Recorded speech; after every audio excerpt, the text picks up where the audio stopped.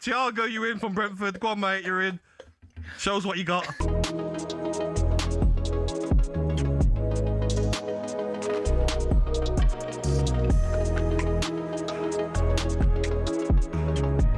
Talk Sport. The headlines at 1 o'clock. I'm Tom Clayton. Good afternoon. The former Wolves, Portsmouth and Millwall manager Kenny Jackett has died at the age of 64. Wolves say he laid the foundations for the club as it's known today. Watford, where Kenny worked as a player and coach, say he was instrumental in some of their great successes. Author Michael Calvin grew up with him. Frankly, I was in awe of him as a kid, and as a man, I got to know him really well and respected him. A very private individual. Elsewhere, Jude Bellingham's admitted England got things wrong off the field at the last Euros. He's told England's podcast Lion's Den, because performances were bad, they didn't enjoy the wins. The guy who scores the goal in the World Cup winning final isn't always the one that you'd bet your house on. So everyone's got to be ready, everyone's got to feel loved, everyone's got to feel like they're playing a huge part of the team. And the other thing is, just to enjoy it. England face Croatia live on talkSPORT next Wednesday. Scotland get going live on talkSPORT at 2 a.m. on Sunday. Charlie Adams warning not to take Haiti lightly. We could say to supporters, it's a perfect game for us, but it won't be easy in the heat as well. So, it'll be a difficult start, but we have to start the way we started against Bolivia. If we start the way we did against Bolivia, it'll give us a great platform to then try to get that result. Elsewhere today, Beth Mead has signed a 3-year contract with WSL champions Man City. Last month, Mead left Arsenal after 10 seasons and over 150 appearances. And Kane Williamson's announced his immediate retirement from international cricket. He goes out as New Zealand's all-time leading run scorer just days before New Zealand's must-win second test with England at the Oval. More from talksport.com. talkSPORT News. The painter David Hockney has died at the age of 88, and the government says nothing's been finalised on defence spending, despite two ministers quitting over it. Sinead has more in half an hour. talkSPORT weather with QuickFit. The tyre transfer window is hotting up, and we've signed a multi-generational talent with Continental Tyres. Visit quickfit.com and book today. In the south, cloudy with patchy drizzle. Sunny spells emerging in the north, but showers across northwest Scotland. Feeling humid in the south, fresher further north.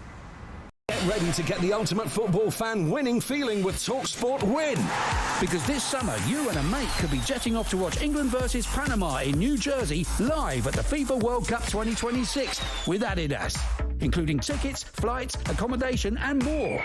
Go to talksport.com/win to enter now, and you could be soaking up the incredible atmosphere at the FIFA World Cup 2026. For the chance to win every football fan's trip of a lifetime, enter now at talksport.com/win.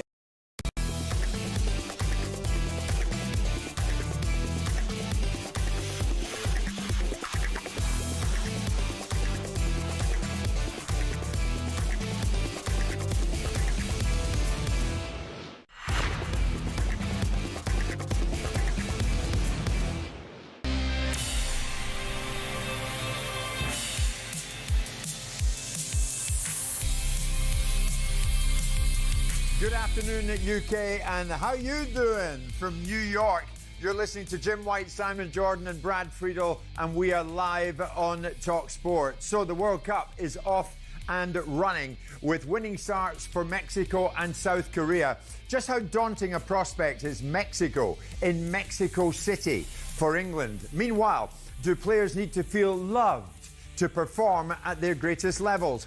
Also today, why is Jesse Marsch swiping at the Americans? Should Spurs hand the keys to De Zerbi? Does the World Cup supersede government policy? What next for Ipswich post McKenna? Their chairman, Mark Ashton, will join us live. Plus, we'll be joined by Fabian Hürzeler and ex-USA captain Carlos Bocanegra. It's Jim White, Simon Jordan and Brad Friedel, and we're all live on talkSPORT.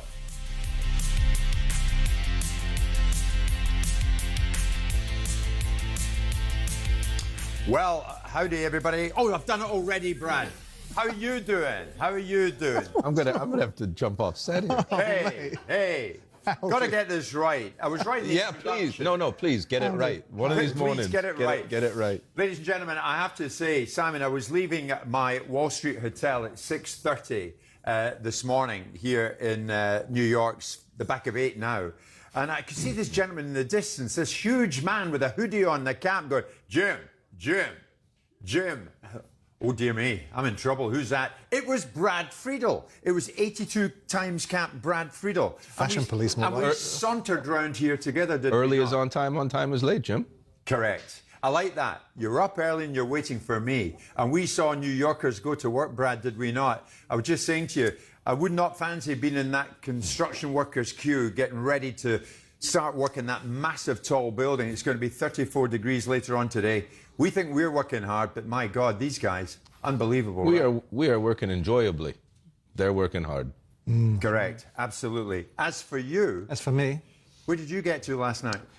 Well, I had a difficult afternoon. I walked back from here, which is about a 10-minute walk, and developed the worst case of Betty Swallocks that you could possibly imagine. And then I found myself in a bar last night, surrounded by a bunch of Scots, where I was about as welcome as a French kiss at a family gathering. So I had a difficult afternoon and evening, but nice to be back amongst friends. Very much so. I went to a Scottish reception last night, and there were loads of the Tartan Army at that. Many of them very politely asking me to join them for photographs and whatnot. Then I get on stage to say a few words, and I was roundly booed, which went down well. We shouldn't have done that, Luke. We shouldn't have done that. They lured me right in, and then they smacked me about. Brad, really enjoyed your company yesterday. Just want to change the mood somewhat. Sad news, and it came to us a short time ago over here, that former Watford, Millwall, Wolves, Swansea boss Kenny Jackett has died at the age of 64. Former Wales international. I met Kenny on a number of occasions. You boys will have as well. Indeed. Simon, Brad, of course, yeah. Kenny Jackett, what a nice man. Yeah, very nice guy. Very sad news. You know, ultimately, when anyone passes, and 64 is so young in this day and age. So I'm very sorry for his family and their loss, because he was a good man, a good football man, a decent player, a good manager, managed Millwall, you know, obviously a rival of Crystal Palace, but a sad loss. Yeah, very sad, Brad. You'll have met him on your travels. Absolutely. He was a gentleman, well respected amongst players, well respected amongst all the managers that I had. Always went up and received them very well. So yeah, that whenever you hear news at this young age, it's really sad for everyone involved. Yes, our condolences go out to Kenny's family. So it all got up and running yesterday. Mexico 2, South Africa 0. South Korea in the later kickoff time 2, Czech Republic 1. And today it's all about Canada against Bosnia-Herzegovina. That's in Toronto. And later on, the home nation, Mr. Friedel, United States up against Paraguay over in LA. 8 p.m. UK time for the first, 2 a.m. UK time for the second. Canada-Bosnia live on talkSPORT. But here's the thing, Brad, Mexico and Mexico City. Now, it's interesting this. England might have to start thinking about this because Mexico look well placed to win their group. If they do, England could have the daunting task of facing them in the round of 16. And I watched that game, Mexico up against South Africa. And I remember what you said in this very studio yesterday. 20 minutes in, watch them. Watch the South African players. And you could see it. It began to hit them.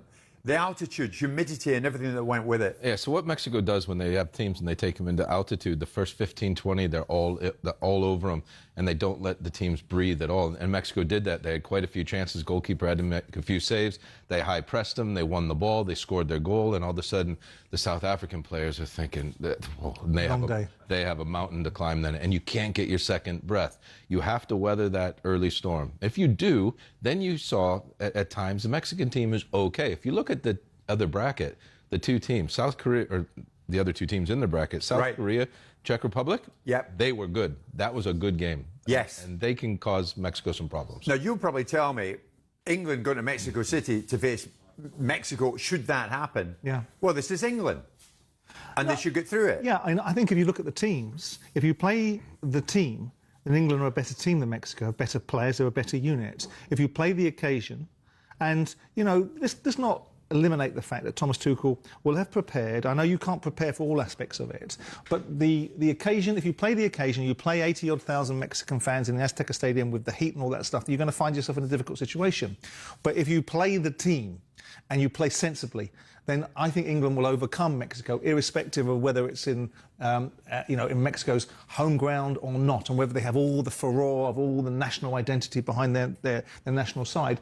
On paper, and literally, their team is not as good as England's. Yeah. So if you allow the conditions to beat you, then you'll play into Mexico's hands. But England are smart. Their players play at a high level. They will know what they have to do. Tuchel will have prepared for every eventuality because, let's be honest about it, that's his job. So I don't fear it. And if you want to win a World Cup, you're going to have to beat and play against difficult opposition. For sure. It's the turn of the other co-hosts today. And Brad, you're supremely interested in this. United States playing Paraguay, Group D. Canada, Bosnia in the other group match. But here's the thing, Brad. Once this gets going with the US, have the home support, they're going to get behind you for sure. Is that a galvanising factor, or is it one that's going to pile some extra pressure on you?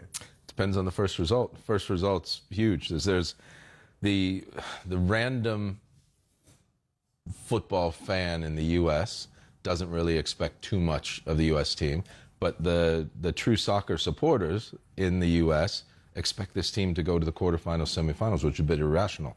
So they're really? Is that, they think that could be on? They think this is the golden generation. It's not. They think this is because social media has increased, because media has increased, because MLS has gotten better, because the whole notoriety of football has gotten better. Well, for sure, we have 350 million people here. We're better. Well, guess what? Other countries don't stop developing along the way, and so the Spains, the Frances, the Belgiums, the Englands, everyone's. Do you think the tournament needs the US to make some impression in it and go as long as it possibly can? It's always the thing, isn't it, for the local broadcaster and for the indigenous population to embrace the tournament, that, like the Qataris in the World Cup, who didn't, in other competitions, in other tournaments previously, it seems to be an important factor for the tournament. Do you think it's as important as this tournament? To get out of the bracket, yes. Yeah. After that, no. I think that if the US doesn't get out of their group, then there's going to be a lot of negativity around in the U.S. media streams, social media streams, sponsorship streams. Yeah. And there'll be a lot of negative rhetoric towards Mauricio Pochettino. Yeah, you would think, I mean, they played Paraguayans recently, didn't they, in a friendly and beat them 2-1. You would think that they were capable of getting the job done, I guess, yeah. They're capable of getting the job done against Paraguay, Australia, Turkey a little bit different. Yeah. But it's hard. It's not a foregone conclusion. There were a lot when the draw came out. There was a lot of even my friends that were pundits were like, "Oh, this is a done deal." Mike Greller said this is a layup against Australia. It's not. Right. None of these games are layups. They're all hard. Right. And if you qualify in South America, you've gone through a war for 2 years, and you've come out of it on top.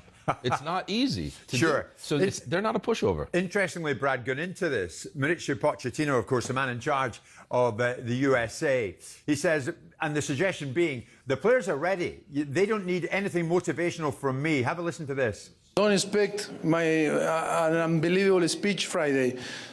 No, I am in the opposite. I think now is the moment that they need to build the way to, to prepare in an emotional and mental way, and I think everyone know how to be ready. I think now they don't need an external motivation or inspirational speech. If you know the player and the mindset of the player, they need before. But after, if you are not ready, sorry guys, it's impossible to perform. If not, what we were doing during all this year or year and a half preparing. He's probably right, Brad, isn't he? If they're not ready by now, you know what I'm saying? On big occasions, Mauricio is very calm, and what he will do is see what the first 45 minutes brings, and then if he needs to send a message at halftime, he will. If he doesn't, he won't. But he's not going to add more pressure on the players. He's a very cool, calm, and collected guy. His training sessions, by the way, are hard. They're competitive, they're energetic, so all the emotion that he wants the players to play with are in his training sessions. They know what the manager expects of them. I mean, this perception of these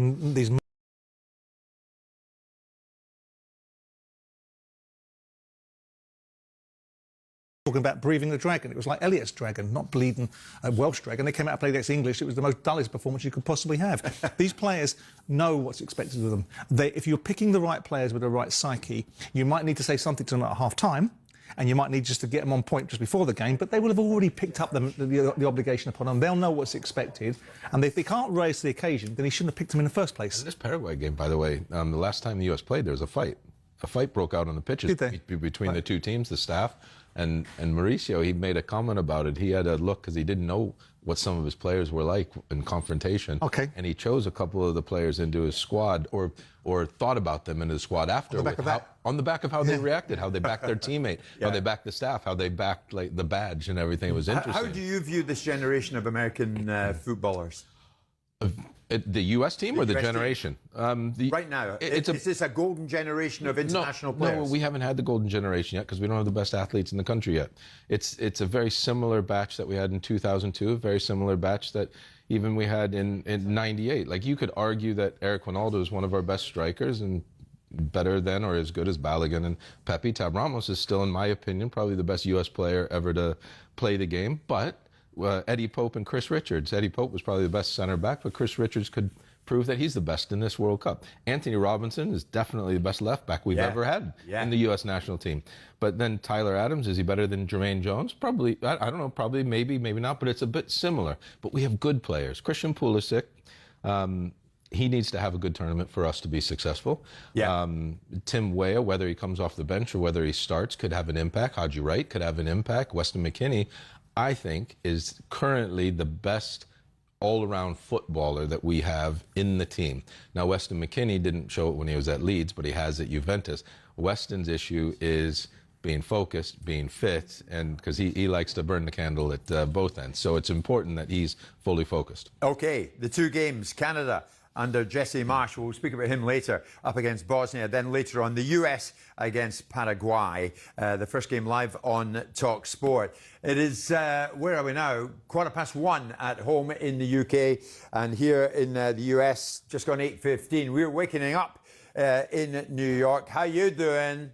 And interestingly, when we come back, what is this? Do you need, be quiet, do you need to feel the love to play for England? We're going to get into that. We're live in New York City.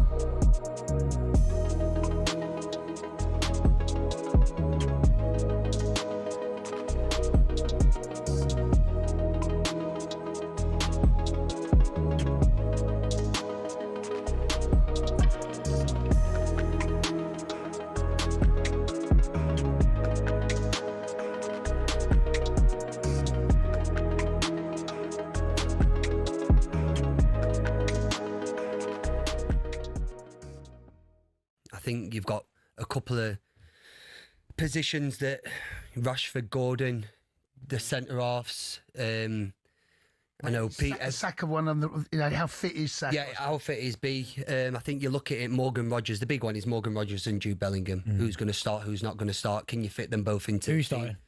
No, Benny, come on. For me, Morgan's had a fantastic couple of years at Aston Villa. A fantastic couple of years. And to see what he's done for Man City when I played with him when he was coming up through the youth team to then go and do what he's done now, it's not shocked me, but it's a great step in the right direction to where he wants to be. But I think Jude's done it for season in, season out. Obviously, he's had a little bit of an injury season, we're going to say, but Jude's quality is still there. Let me ask you then, Charlie, because you've been an outside perspective, because all the fans, obviously English fans, are going to say, we're going to win it. And after last night, we're definitely going to win it. After what you saw last night, I know you're going to say England are one of the favourites, but can you see England winning it, or do you still think there are other nations out there that look better? No, I do think there is other nations that have got a real good chance. I think I look at the Netherlands and I think they're probably a little bit of an outsider. But looking at the odds today, it's, Brazil are probably, and Argentina, two South Americans. You'd expect a South American team to go there. I think it's a shootout for me between France and England. That's what I believe. I think that England have got a brilliant chance. Thomas has made the decision to go and leave these players, Foden, Palmer out, and he's made that decision. And I thought England were really good last night. I thought they'd go and let's say, for me, Stones plays because he can control the game for you in the heat. He's very good with the ball.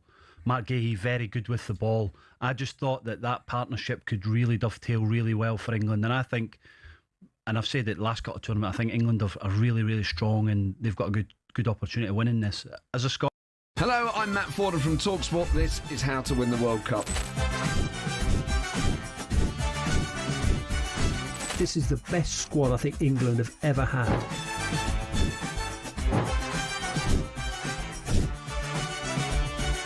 He used to love America, now he doesn't. It's very sad. It was so important to succeed because of all the pressure we received. Don't jump for this one, I'm going to knock his head off. Warning, this podcast does not guarantee England will actually win anything.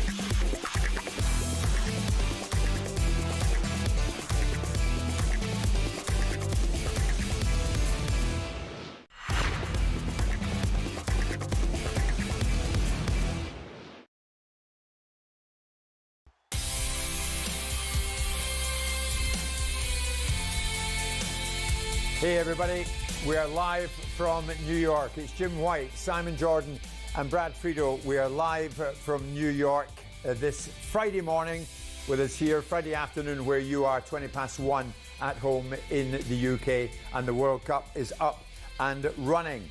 Scotland in action this weekend. We'll get to Scotland in the fullness of time. England in action next week, of course, up against Modric and Croatia. That one's on Wednesday. And ahead of this game, we feel we need to ask the question today, do the players really need to feel loved to perform at their greatest level? I don't know if Brad Friedel felt loved when he played for the USA. We'll find out in just a few minutes from now. But Jude Bellingham has been opening up about the togetherness of this group under Thomas Tuchel and reflecting on the expectations in previous tournaments.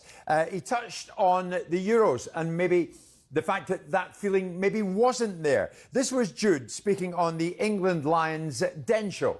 I think at the Euros we got some things a little bit wrong off the pitch. I don't feel like the group connected as well as it could have, for a number of reasons. You know, the people that were there. There was just a bit more pressure. I think expectations part of it. Yeah, yeah. You know, we've done well obviously in the last 2018. We've done well in Qatar. We've done well at the Euros both times. And then when it came to that tournament, I think we were seen as, you know, one of the 2 or 3 teams that should win it. We weren't playing particularly well, which doesn't help. So even when we were winning, it felt like you don't get the feeling that we were as happy as we should be.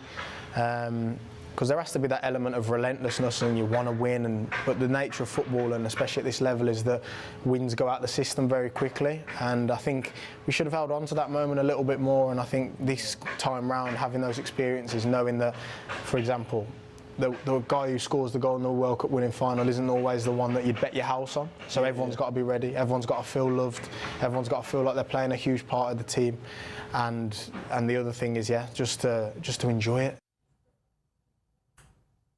So Jude's saying there, and I've got a rough idea where Simon's going to go with this, you've always got to be ready, everyone's got to feel loved and feel a huge part of the team.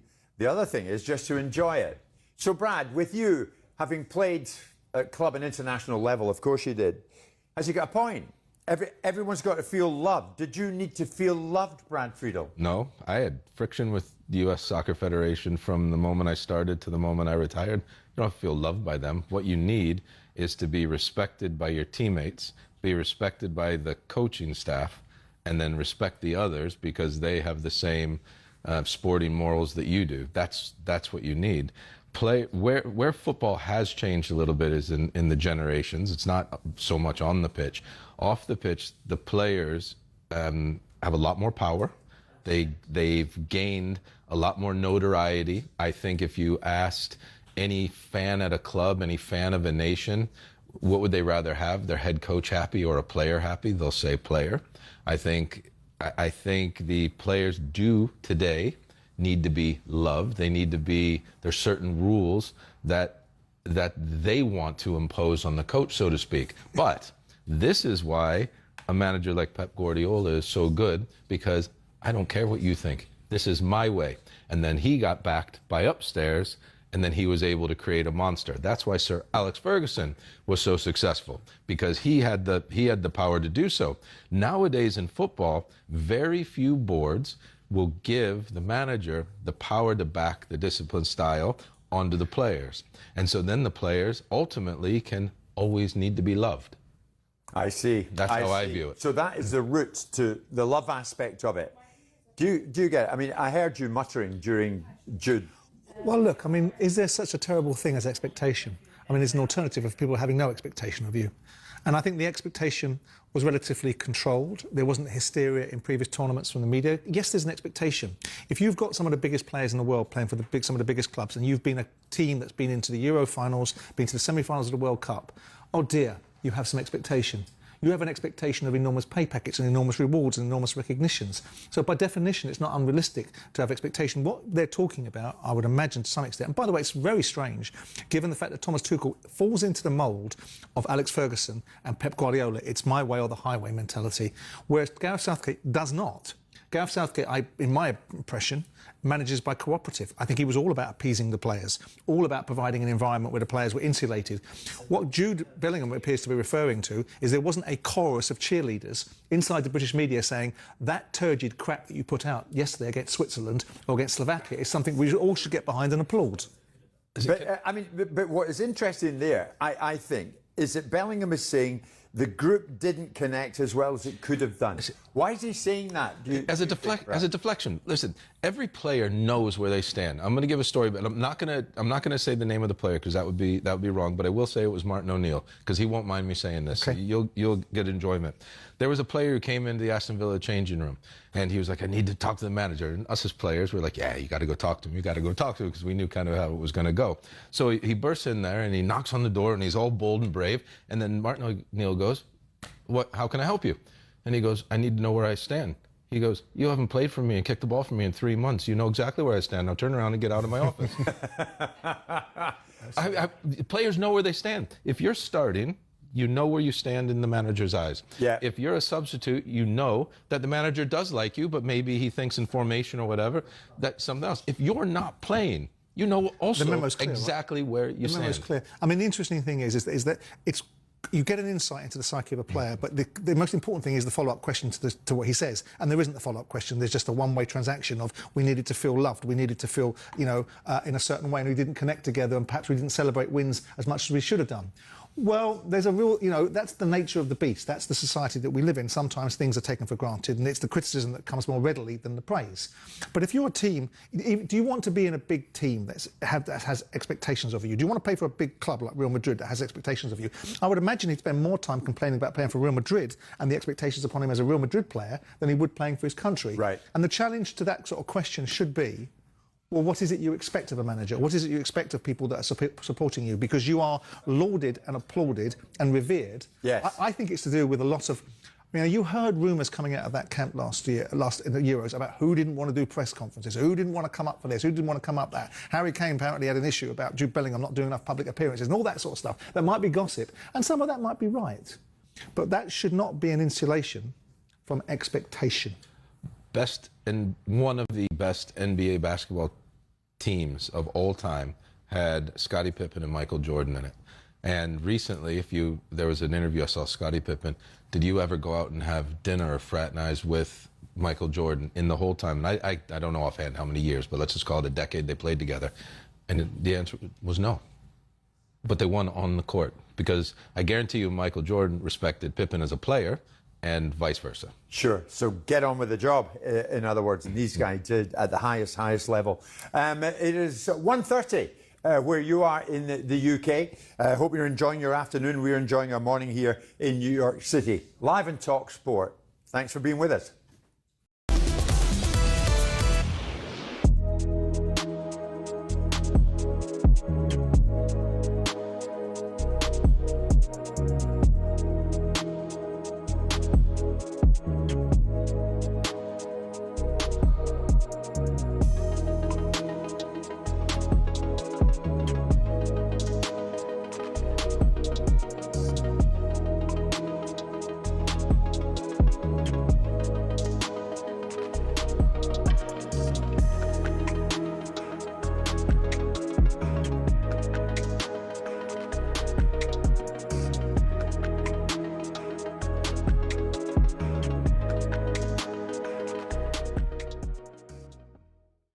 you look at Bellingham, especially like the last game, you know, he started the game and within the first 10 seconds, he had pressed the ball and he went out for a throw-in, and that sets the tempo, doesn't it? But something about him, Neil, I'm with you.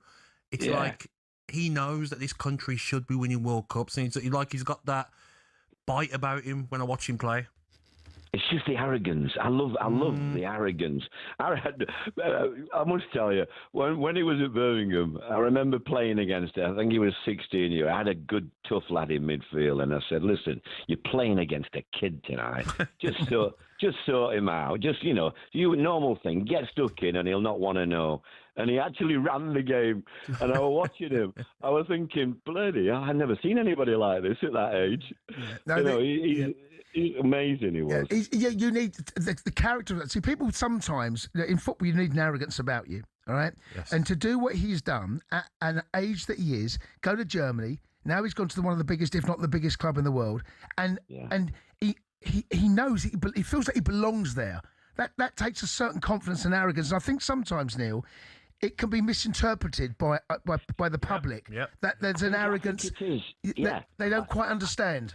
No, I think it is by the public, but I think managers, you want that bit of arrogance from players like him, because if you're going to win anything, your top players have got to come forward, and he's that one that when he's on fire, he knows he can do anything he wants in that middle.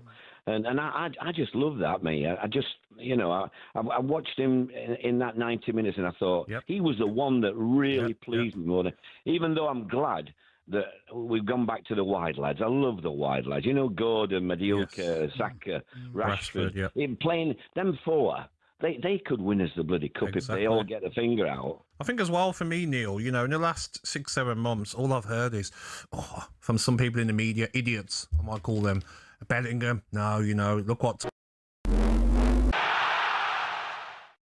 Former Wolves, Portsmouth and Millwall manager Kenny Jackett has died at the age of 64. Author Michael Calvin spent 12 months with Kenny during his 6-year stint at Millwall. He also grew up with him. Huge integrity, a great devotion to his task and his job, and he had a great sense of responsibility to his players as well. And I think he found his sort of mettle, if you like, at Millwall. Now to the World Cup, and Scotland fans are being told not to underestimate Haiti. They've got Isidore, they've got Bellegarde from Wolves. Played Premier League level, you know. These are very good players. This ain't going to be as easy as we think it's going to be from the outside. Definitely not in that camp. Steve will not be saying that. Oh, by the way, this is 3 points. Former Scotland midfielder Charlie Adams speaking there. He says the Heat will count against the Scots in their opener. Scotland versus Haiti is live on talkSPORT at 2 a.m. on Sunday morning. And Kane Williamson has retired from international cricket. Arguably New Zealand's best ever batsman, Williamson led the Black Caps to victory in the first Test Championship final in 2021. There's more at talksport.com.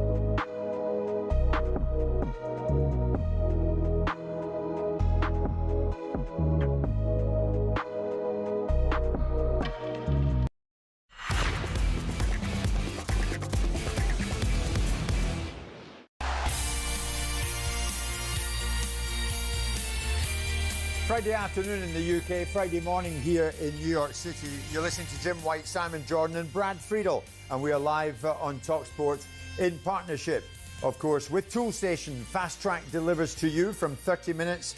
First stop, Toolstation. As I say, Friday morning in New York. We have just gone 8:30 here, building up to another big, warm, humid day here in this wonderful city. Back home, and I said to you yesterday, we'll be doing this. Of course we will. In spite of us out here covering the World Cup, so much going on back home that is taking our attention. And one such story is this. Kieran McKenna leaving newly promoted Ipswich Town just weeks after securing their Premier League promotion. This seemingly came right out of the blue. Simon and Brad ready to react in just a few moments, but I'm delighted to welcome live to the show the Ipswich Town chairman, Mark Ashton. Mark, hi to you. Thanks for joining us. We're out here, you are there. Let's get into it. What happened with Kieran? Well, firstly, good morning. I hope you're all well across the pond. It's nice to see you. We're all good. Thank you, Mark. Yeah, look, it's been a challenging few weeks, if I'm honest. Kieran came and spoke to me not long after the end of the season, and said, look, we've had the best part of 5 incredible years together, 3 promotions. I feel like I might need a break. It might be the time for me just to step back for a period. And really the conversation started from there. I said to him, look, if you genuinely feel like that, and I do see what it's taken out of him, because, look, this job is tough, particularly when we've been working at the pace we've had. And I said, look, just go away and think about it. He did, and we continued dialogue consistently. And it just became apparent that he was genuinely ready to step back for a period and take a break. And it's moved from there. So what do you think? I mean, reading into it, Mark, what are we talking about? Is it burnout? What is it? I'm not sure I'm probably equipped to say exactly what it is. I just think when you've spent so much time with someone over such a period as I've had, I think, I have a real trust in Kieran. I felt he was being really honest and really genuine with me. And he needed to take some time and breathe to come back again at a later date. And it felt right. It was sincere. Look, you guys have been around this industry enough. There's a lot of noise around any player or manager that's successful, interest from other people. But he was very clear with me that that's not what he wanted to do. He genuinely wanted to step back for a period. Was it? I mean, you and I spoke, Mark, after the Fabio Wardley, Daniel Dubois fight about 2, 3, 4 weeks ago. And at that time, you were quite confident and assured. You'd protected your position in terms of compensation. So if anybody did have a swipe or a dive in at your manager, they'd have to pay to do that. But you were quite confident in his perspective. Are you surprised at this outcome? I think you're always shocked when something like this happens. But when you have time then to look at it with a clearer lens, you're shocked but not surprised, because I had seen how much effort, energy he manages with, and so in hindsight, now looking at it, I'm probably not as surprised as I think I should have been. Have you? I mean, you and I spoke the other day, and I had a situation that's not dissimilar, but for different reasons with Ian Dowie, and I ended up taking a manager to court to protect my position against compensation. As a result of what he's told you, and I know you've just said to me that you have an explicit or implicit trust in what he said, but I'm assuming you've indemnified yourselves and protected yourself against a manager subsequently doing something you don't expect, which is arriving at another football club minus any compensation for you guys. Yeah, and I think, look, when I spoke to Kieran, our relationship has been built on trust, but it's also difficult when there is so much external noise around him or other people being linked with other clubs. But you also get a feel when you're the person talking to them and you're looking in their eyes, I think you get a sense of trust.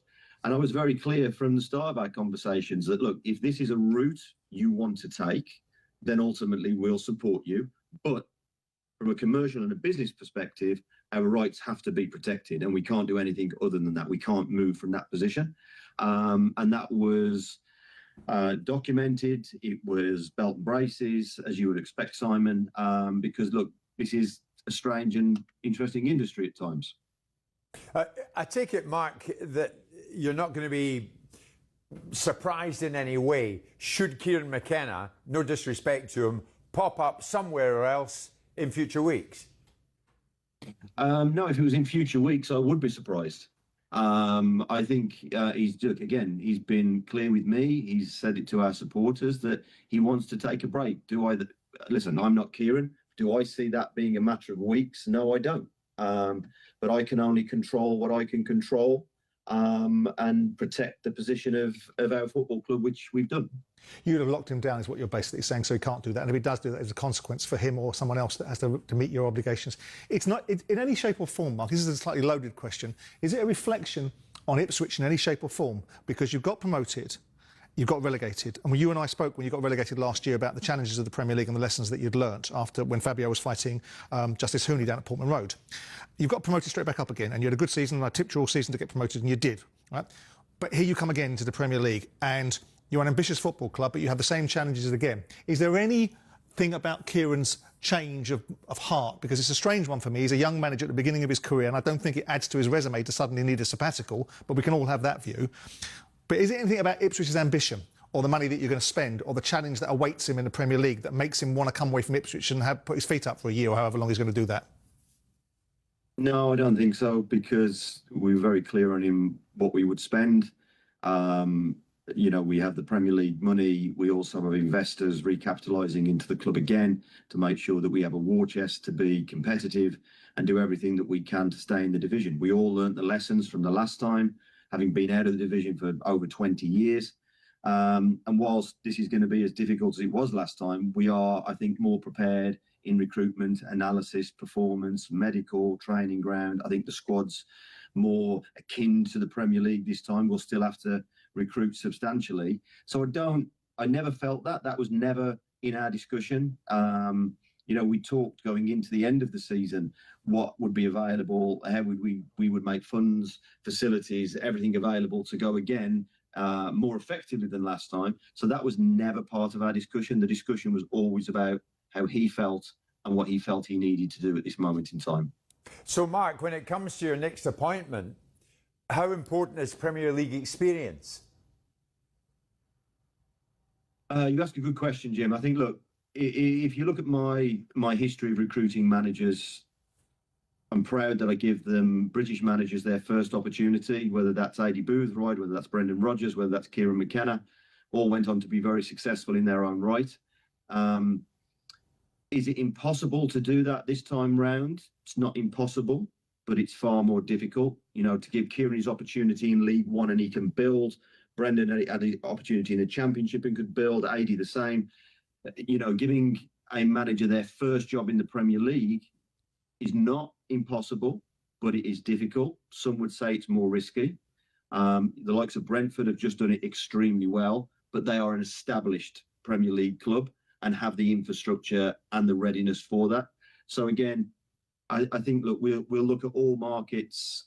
It's interesting already the quantum of names that have come in. They're very varied, and we're working through those now. I mean, yeah, you cite Brentford. They have the fortune of having a very good internal mechanism that's been built around the Premier League so they could recruit from inside. So one would assume it's going to be an external appointment. How disruptive, or more to the point, and it's something I would never normally relate to, but I'm going to ask you because it's part of the equation, because you would have built this relationship with this group of players. What's the reaction from the playing squad? If it's come out of the blue to you, has it come out of the blue to them? And what sort of reaction have you got from a playing squad that's been built around Kieran? Some of the players have been and gone, Delapse of the world and been and gone. But notwithstanding that, you've got a fundamental nucleus of players that he's worked with that's been down, come up again, and developed a relationship. So what sort of feedback have you got from your playing squad, mate? I spoke to the captain just before it happened, actually, just to make sure he was aware. I didn't want him to be ultimately shocked or surprised. I think they were shocked. I think, everyone will be disappointed. But football moves, the business of football moves really quickly. And the questions have been more around now, well, who are you going to appoint? What type of manager you're going to appoint? When will we know? The game moves on and the news of football moves really quickly. So the lads have been really good. They've been supportive of me. They've called to check in I'm all right because they know how close I was to Kieran. But now their mindset, I think, is very much on what's Mark going to appoint and in what time frame. Mark, we want to thank you for joining us. You know me, I'll push you. Solskjaer, Liam Rossinier, Gary O'Neill, bookmaking companies quoting odds as to next Ipswich Town manager. We're here, you're there. Do you want to tell us? What do you think?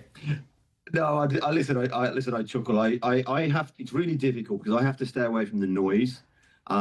Because look, when I appointed Kieran, I've still got the emails and the letters from supporters and stakeholders who said, no, he's not right for us. This is Ipswich. We need this. We need that. We need the other. He went on to do okay. So I can understand all of the names that you've been linked, why they're being linked. There'll be those that you won't expect to be linked, and we will just work through them. So good try, Jim. Had to do it. Mark Ashton, Ipswich chairman, thanks so much for joining us and being so open as you always are with us. Much appreciated, Mark. Take care, guys. Okay, Mark Ashton, a job to do, Simon, in this close season, and one he didn't expect to have to do. No, and I think he has been caught on the hop by it. They will have protected themselves against the position of anyone being able to take this manager into their space in the next couple of weeks. Yeah. But it's one thing, as Mark will know, the noise around League One club appointing Kieran McKenna. Whole different set of rules for a Premier League football club and coming back in. Players have got a built-in excuse now. Mark's got to nip that in the bud because people will be expecting Ipswich to get relegated again. They've got a built-in opportunity to have that as an excuse. Yeah. What do you make of it, Brad? I mean, I was watching him as best as I can. It's the first time I've heard him speak. He's a good guy. I worked with Kieran McKenna at Tottenham. Did you? And I know Kieran, and Kieran's a good guy. Yeah, he is, yeah. Getting a Premier League job's hard, especially for a British manager. My take on this is all the first that I've seen that something else is going on. I cannot for the life of me, unless something in his family life and his personal life is awry, I can't see him just saying no. So I don't know what that could be, whether that's the transfer budget, whether it's staff, whether it's something. They do have a very close... I'm less condemnatory about him taking this decision than I would be naturally, because I think he's taken them up, got them relegated, taken them back up again. So in part, I can understand if he wants to move away from the club, and I don't have the same vilification that I might have for other managers. But I do also think that it's a bad career decision at this stage in Europe. One thing, Pep Guardiola coming out of Barcelona and Bayern Munich and taking a sabbatical for a year to wander around New York and navel gaze. Another thing, a young manager at the beginning of his career, I think it's a... People's reputations get bigger when they're not... Do you think he will pop up in a month with another job? No. Well, that's the thing, isn't it? I don't think so. If Ipswich has done their job, which I know they have, he will not have a situation where he can just rock into another but there'll be a fee that needs to be shot, and it will be a prohibitive one. I better do my job, guys. I'm going to take us to a break out here in New York City. They're going to their work down there. It's 10 to 9 over here. It's 10 to 2 with you back in the UK. We're back after this.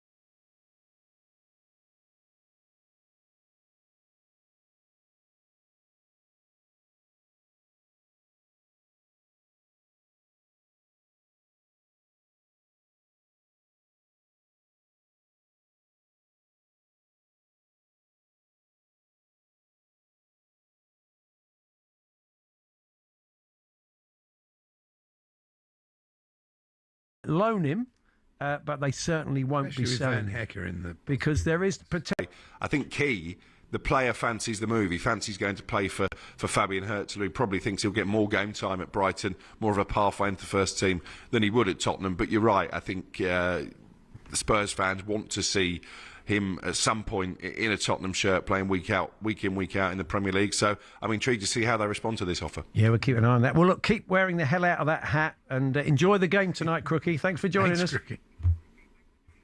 I will do. Cheers, guys. Keep up the good work. It looks good. There's Alex Crook there over in Dallas, where England will play their first game against Croatia. Luka Vuskovic, who's almost certain to start. I mean, he brings the average age of the Croatian team down by about 60 years because he's 19. Yeah, it's true. Yeah, They've got some player. This They kid shouldn't be underestimated, Croatia. They've still got some. Oh yeah, great- no, they're. Hello, I'm Matt Forden from talkSPORT. This is How to Win the World Cup. This is the best squad I think England have ever had.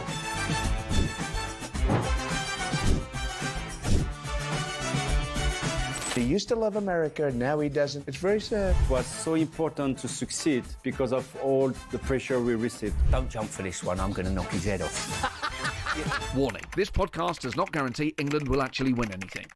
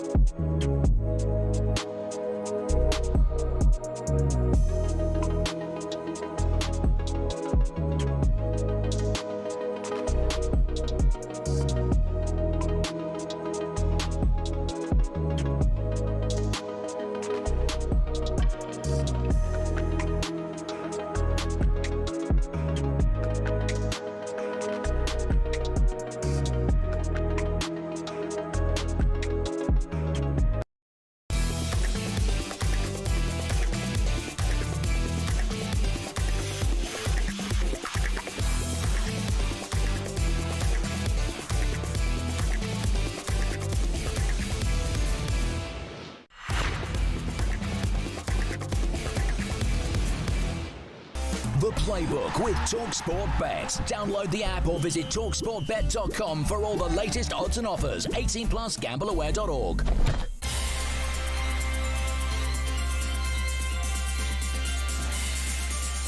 Friday morning here in New York, Friday afternoon with you back in the UK. It's Jim White, Simon Jordan and Brad Friedel live on talkSPORT. And the three of us becomes the four of us because time to look ahead now to the day with talkSPORT Bet and their ambassador, Ryan Douglas, who very kindly, ladies and gentlemen, brought in for all of us here in this studio in the 50th floor of the World Trade Center, bagels and a whole variety of different things. And we want to thank Ryan for what he did there. It's okay, guys. No problem. Would, because he's a greedy little scrote. Ignore that. Ryan, thank you for that, and let's get into it now. And just for Simon, we'll put the accent, shall we not, on Scotland. Hey. Where will they get to? Well, yeah. Will you answer that? This is it. Simon's ready to go. Do you know what? I know you guys are about triple distilled opinion. I know that's what this is about. So, talkSPORT Bet's ambassador, Ali McCoist, I asked him again in talkSPORT Bet's World Cup preview, what do you think is going to happen? We boosted his opinion. We put it on site. He thinks, I said, be realistic now. He could have said get to the final. He said he thinks that you guys will go out in the round of 32. Sorry to say that to you, Jim, but that's what he thinks, which isn't too bad getting out of the group. He thinks McTominay will be the top goal scorer, and that's 13-2. That was him being absolutely realistic about it. Okay. And where do you feel? I'm with him on that. I think we're going to get out the group stages here. Okay. I think the first game, Saturday at 9 p.m. kickoff here in the US, 2 a.m. for you at home, but you're all going to stay up for it on the Sunday morning. I think Scotland beat Haiti. Okay. And I know it's tempting fate because if there's a banana skin in the past, Brad, Scotland have skidded on it. But on this occasion, no, I think we'll do it. Can you tell me anything otherwise because of your knowledge of Haiti? I can tell you a lot about Haiti. They're in CONCACAF. I think Scotland will beat Haiti, but it's not going to be a 3 or 4-0 game. The Haitians are fast, athletic, physical. The weather won't bother them at all. They try some audacious things in the game. You'll see strikes from half field. You'll see nutmegs. You'll see overhead kicks. Wow. They're a bit just all over the place. Now, what they struggle with is structure and discipline when it really comes down to the nitty-gritty. But I see this being a really fun, entertaining game. This is not going to be a boring game because one thing the Haitians will not do, they're not going to sit back and try to get a 0-0 just to get a point. They're going to go try to win the game. Right, okay. And Mark McGee said something similar, not in quite the detail Brad gave us there. And you scoffed at it. Haiti, you kidding me? Yes, but you've got to beat them. The fact that they might put you into a game is fine, but the fact what he was trying to build out some narrative that this shouldn't be an obstacle that should be taken as a given. This is the one game in the group. If you're coming to a World Cup, it is the one game in the group that Scotland have got to win. So let's not muck about with it. Yeah. And let's win the game and make sure that you beat this Haitian side. Who have they beaten? And I understand Brad's perspective, but I hardly think Nicaragua or with some of the games that they've played recently are blueprints for suggesting that Scotland can't overcome. No, I agree. I hope it's a fun, entertaining game. I hope I get to watch Scotland getting beat. They're odds on favourites as well, Scotland. No, they won't lose the game. That's what I said. They will win the game. Thanks, I think. Brad. But it's just not going to be as easy. If they take them lightly, it won't be as easy as they think. And I could also see Haiti going ahead in the game just on a bit of a surprise. Yeah, and then it'll be fantastic. Then you can go back to your pub. That'll be great. Were you there last night with all your mates? I mean, Ryan, we battered Bolivia the other day. There you go. The tournament hadn't begun at that stage. You got a welcome offer for us. Yeah, I have. Yeah, it should be up on screen right now. There it is. Look at it in all its beauty. Ali McCoy's there with the foam fingers. You can get Scotland to beat Haiti at 40-1. 40-1. It's a nice little welcome offer. You can claim that by scanning the QR code or / Tartan Army. I'm sure you enjoy that one, Tartan Army, Simon. So, yeah, you can go there for that one. I was going to ask as well, in terms of top goal scorers and things like that, it's another market you can hone in on with Scotland. Of course, the star boy is going to be Scott McTominay, but I feel like there's a player who's criminally disrespected in that Scotland camp, and that's John McGinn. Just the other day, Roy Keane referred to him as a pub player. You know, Simon's laughing at it. Honestly, I couldn't believe it. I couldn't believe it. He's 8-1 to be Scotland's top goal scorer. What do you think about that? Or do you think he's still disrespected, John? Well, it sounds disrespected by Keane, doesn't he? Yeah. Is he talking about his physique? Yeah, I think he just said on an off day. Yeah. He looks like a pub player. John McGinn's a good player. We need John McGinn here, don't we, Brad? The engine that he's got in games. Scotland needs every ounce of everybody. Yeah. Sorry. Don't sound so desperate, Brad, at this early stage. You need all. It's just like the US. We need every good player we have, and he is a good player. Don't link us in with you lot. Who do you want to be linked in with? Nobody. Spain? We're Scotland. France? And so Scotland can do a job against Haiti. But I mean, that's... Who wins, USA against Scotland? Scotland. In the US. Be quiet, Brad. Get in there, Brad.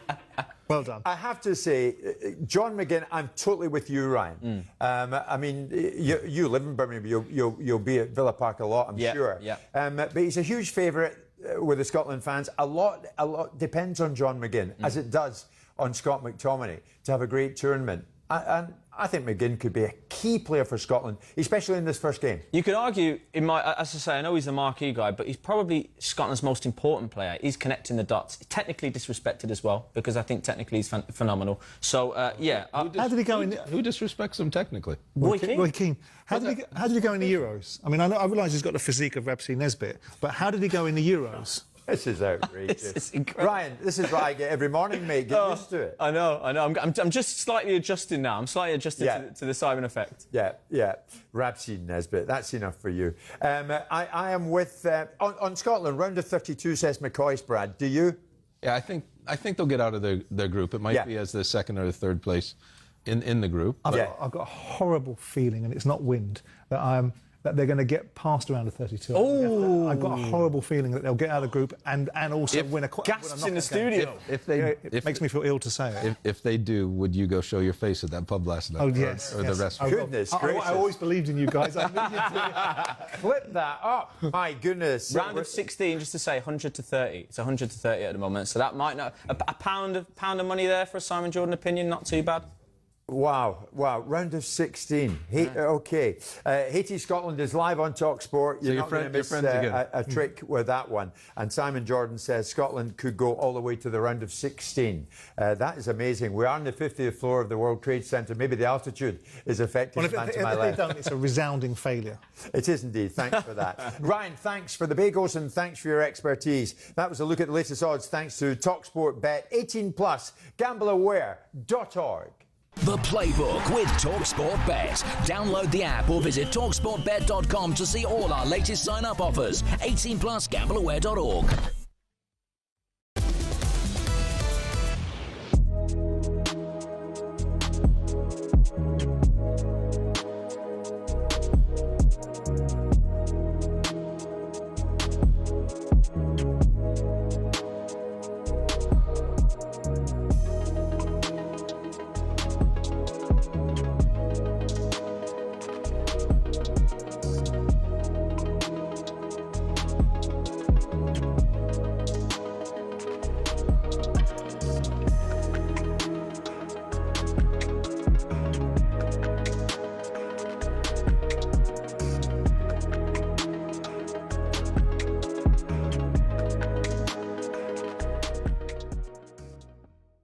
what about the World Cup? Is the US of A ready for the World Cup? I went out with producer Luke and assistant producer Joe in the streets of Lower Manhattan yesterday, and we kind of gauged the feeling. You lot ready for this? I think the country will probably be most into it right in the group stage because that's probably when we're going to do the best, unfortunately. You know, I think there are great soccer towns in America. I'm not sure New York is one of them. Not that much this year, to be honest. With the Knicks in the finals, I think that's taken the attention of the city. It doesn't sound like they're buying tickets, so, I mean, only so much. Yeah. I mean, they're not really buying into it. Did they not sell out the first game? Is that what I heard? I don't follow soccer that much, so no. And then as a person that lives here, it's going to be quite disruptive for us. So, you know, but hey, should be a good event, hopefully. Yeah, I think it's at MetLife Stadium, so there's a lot of attraction there. You know, the Giants play there, the Jets play there, so there's going to be a lot of people flying in from overseas to check out the games for sure. Yeah. So it's the biggest World Cup ever. Might it be the best World Cup ever? I hope so. Yeah. I mean, right now it's just Knicks, you know, but we'll get to the World Cup when we get there. You gotta watch something. You gotta support everybody. Okay, and the USA are in it. Obviously, they're one of the host nations. But we ain't gonna win. No, who'll win it? More likely gonna be Spain. Yeah, probably. How's Birmingham, Alabama? Hot, mosquitoes, a lot of loud talking people. Birmingham, Alabama. Wow, as the song goes. That's where you can say howdy, y'all. Howdy, y'all. I'll remember that next time when I'm down in that part of the world. Do you think this place is ready for it? Yeah, I've been around to a lot of the cities now, most of them actually, and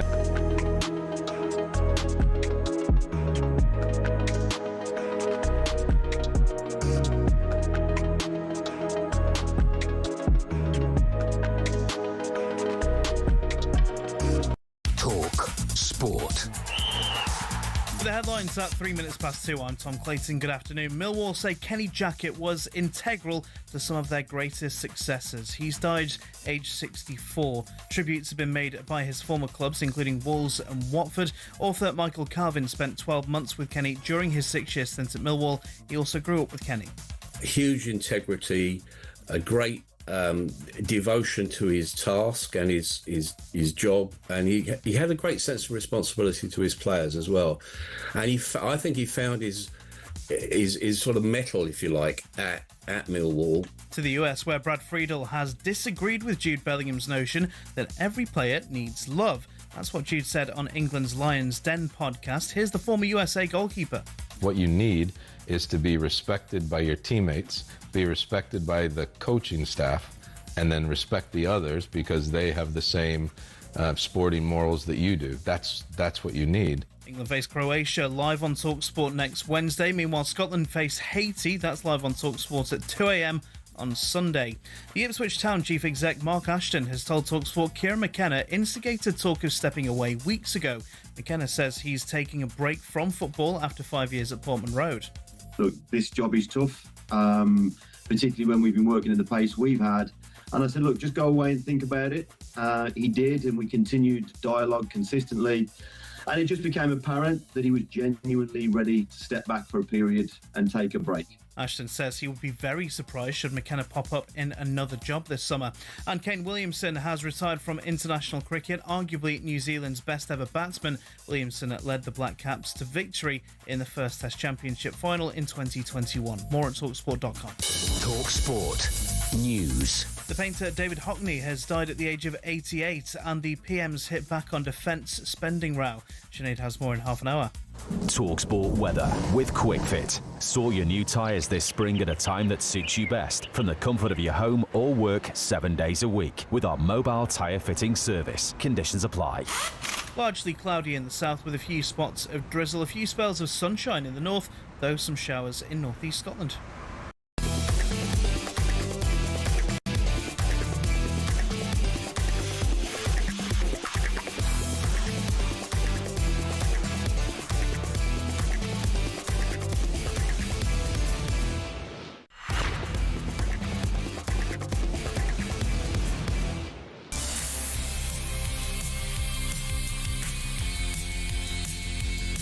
Good afternoon to everybody back in the UK. 5 minutes past 2 o'clock, Friday afternoon for you, Friday morning for us here in New York City. It's a bit overcast this morning here in New York, but don't be fooled by that. We won't be. 26 degrees at the moment. It's going to get up very shortly to about 34, so it's going to be hot and sticky, just as it was yesterday. It's hard to acclimatise, but we are doing our very best. We're live on talkSPORT, live on YouTube as well. So many of you telling me here in New York City that you watch the show as well as listen to it, and I am delighted about that. And out here, you'll be able to do that from our coverage here in talkSPORT, right from the very start to the very end. Who will be here at the very end? I wonder, will England go all the way to the final? Might they just win it? Studio guest Brad Friedel says yes, as far as he's concerned, that could well happen. I'm alongside Brad and, of course, Simon Jordan with me here in studio. And I'm delighted to tell you, everybody, that 3 has become 4.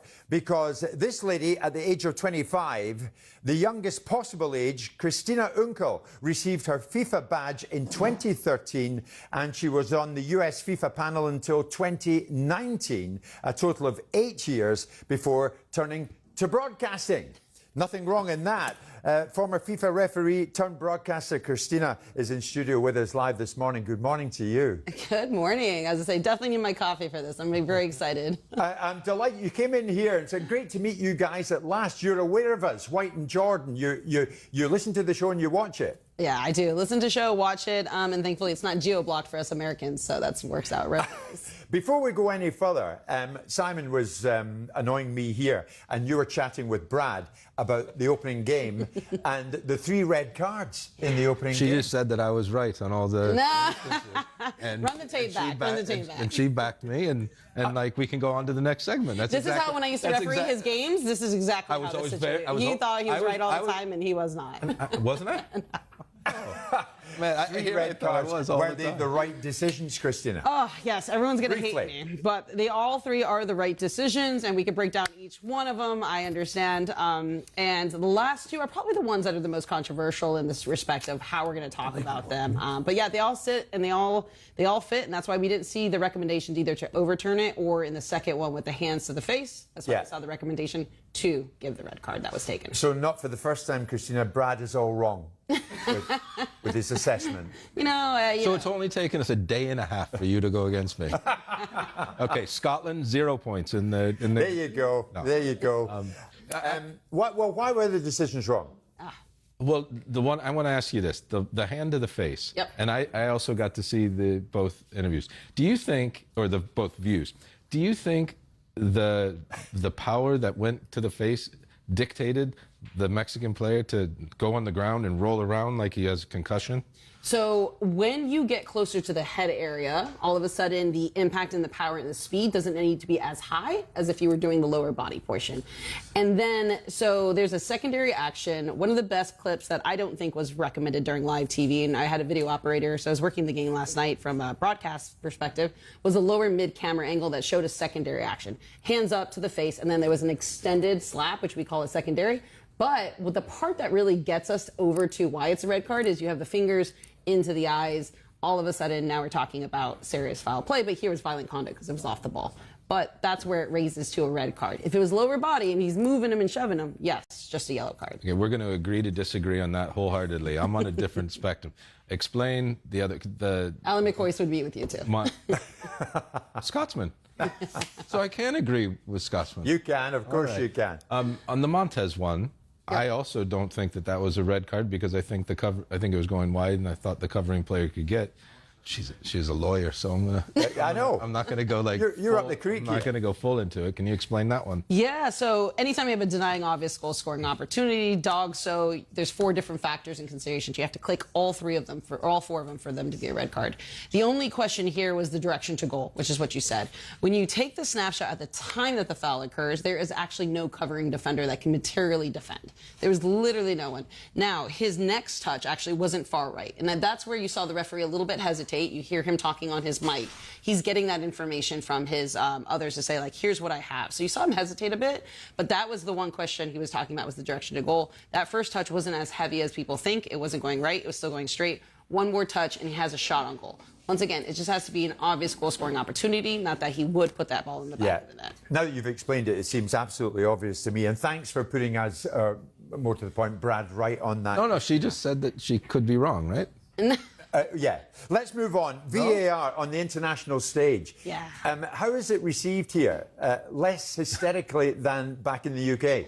So domestic football, right? We talk about MLS, NWSL, USL. USL doesn't have VAR in some of the games, but MLS and NWSL, it's still one of the biggest talking points. Right. For lack of a better term, it's job security for me to a certain extent, right, as the referee side of it. But just because, and it's unfortunate, I know we're growing the game here in the United States, it's seismic when we talk about other leagues. So even though I work for CBS Sports to cover UEFA Champions, Serie A, all of those other leagues, we still do talk about VAR, the intervention, the recommendation. Are we re-refereeing the game? Are referees too concerned to officiate the game, and now they're getting too comfortable because they have somebody up in the stands? So it's still a controversial talking point, but we all expected it. I was one of the first referees or VARs trained by Howard Webb. He came over here and trained many of us on VAR in Major League Soccer to implement it. But you could easily see it was going to be something that was going to be controversial. Sure, it's contentious, but do you think they've got the balance right? And they will have the balance right in this tournament? So I don't like some of the new law implications or protocols for VAR that we're implementing now, because we're getting closer to the slippery slope of re-refereeing the game for the official. So corner kicks, you can only assist from VAR if it's an incorrect corner kick, not like what we saw at the end of the first half where it was an incorrect goal kick. VAR can't intervene. Now we're asking the VARs to start intervening in some situations, so now more demands will be placed, and that's what I mean by a slippery slope. Yeah, I mean, we all want good riddance to time wasting. Yeah. Are we going to see that, Christina? At last, in this tournament, are we going to see it? Pure and simple evidence that time wasters will be prosecuted by the officials. It happened yesterday. So, like, we always joke because we use Arsenal as an example of those who dabble in this. One would call it dark arts, others would call it game strategy. But yesterday you saw immediately on the substitutions, everybody sprinted off. That is one law. And the point of a law is to start changing behavior or curbing behavior. And yesterday, everyone sprinted on. You lost time with respect to that. You see the referees actively giving the 5-second signal, the 8-second signal. Those are going to be enforced. And I think those are one of the highlights and the positives of the law changes before this tournament. I mean, you were good enough to admit yesterday, Brad, that when you played, and played at the highest level, you indulged in a bit of time wasting because that was done. Of course, whenever everybody does it. Whenever these guys come to the clubs and the new rules are implemented, right after they leave, we get together and say, right, well, we could do this, we could do this. You start thinking of how you can get around. This is true. It's true. Yeah, how you can get around the system. So that's why recently you've seen the goalkeepers go down, because they can't be substituted, and that's a way to change tactics and get word out and get things to players, rest some players. If somebody has a knock and they just need a couple minutes of relief. So there's the players and the staff will always figure out some way around it. Yeah. But the time wasting, even though I did it, I think it needs to be eradicated in the game. So I'm all for that. The one that I have a difficulty with is the wrestling in the box. If the attacker and the defender are both wrestling, whose fault is it? Is it going to be a penalty? Is it going to go the other way? Are they going to does VAR come into it? VAR will only come in on if it's a foul by an attacker that leads to a material goal before the ball is kicked. So the key word is before the ball isn't put in play. If an attacker commits a foul, right, and we had one leading up to, I can't remember, it was England versus, and the other team that was escaping me, right, but he was holding him. I think it was Ben White who was holding somebody. But for that thing, there wouldn't have been a goal put in the back of the net. That's only me. But if a defender commits a foul before the ball is kicked, that's not going to be intervened by VAR. We're moving along. Before you leave us, I can't have you here, Christina, without asking. We're going to get into this further in the show today. So much coverage of what happened to the Somali referee, Omar Artan, denied entry to the US to officiate here. You probably heard yesterday, you will know, we went with the story yesterday that maybe not good enough for FIFA, but good enough for UEFA. And he's going to officiate the Super Cup match between Paris Saint-Germain and Aston Villa later this summer. What was your take on this? Oh, gosh. It made me sick. So as we can all imagine, right, from the point of view and the perspective of the referee, you have trained not just 4 years, not just 8 years, but 10 years, and you have to go to competitions. You have to, as a referee, you're only as good as your last game, right? And so this gentleman achieved it. He earned it. You got FIFA fitness tests. You got video clips. You got, with all due respect, politics and refereeing you have to somehow navigate.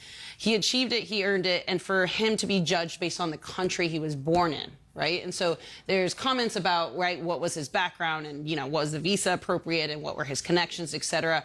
Trust me, at the end of the day, when you're in a FIFA scenario, when you're in these FIFA groups and situations, all of these things are vetted. Our visas are put forward, right? Anytime I worked a FIFA event, when I was working in China, all of my FIFA accreditation and acclamations for my visas, et cetera, were managed through FIFA. So this is one of those situations where he's subject to a bigger everything off the field, right? Whether it's political or it's not, everything off the field, and it goes completely against the spirit of the games in its entirety. So it makes you sick for the individual and for what he's achieved and his family. And yeah, I really felt for him. We all lose our jobs, to be quite honest, when we achieve and we try to search for this refereeing things. And trust me, they don't pay you quite a lot to do so. But you sacrifice so much time and family time to do this. For you to be a subject of off-field situations, it goes against everything. We'll talk about this further down the line in the show today. But Christina Unkel, thank you for joining us of today. Course. It's quite a studio, isn't it? It's quite a view. You'll have been in this building many times, I'm sure, but it has taken our breath away being in this building. American, Amazing. you still enjoy New York City whenever you can see the skyline, so no complaints. Thanks for being with us. Former FIFA referee Christina Unkel with us live on talkSPORT. Stay with us. It is just after 2:15 in the afternoon. Back with you. We are now at 9:15 here in the US of A.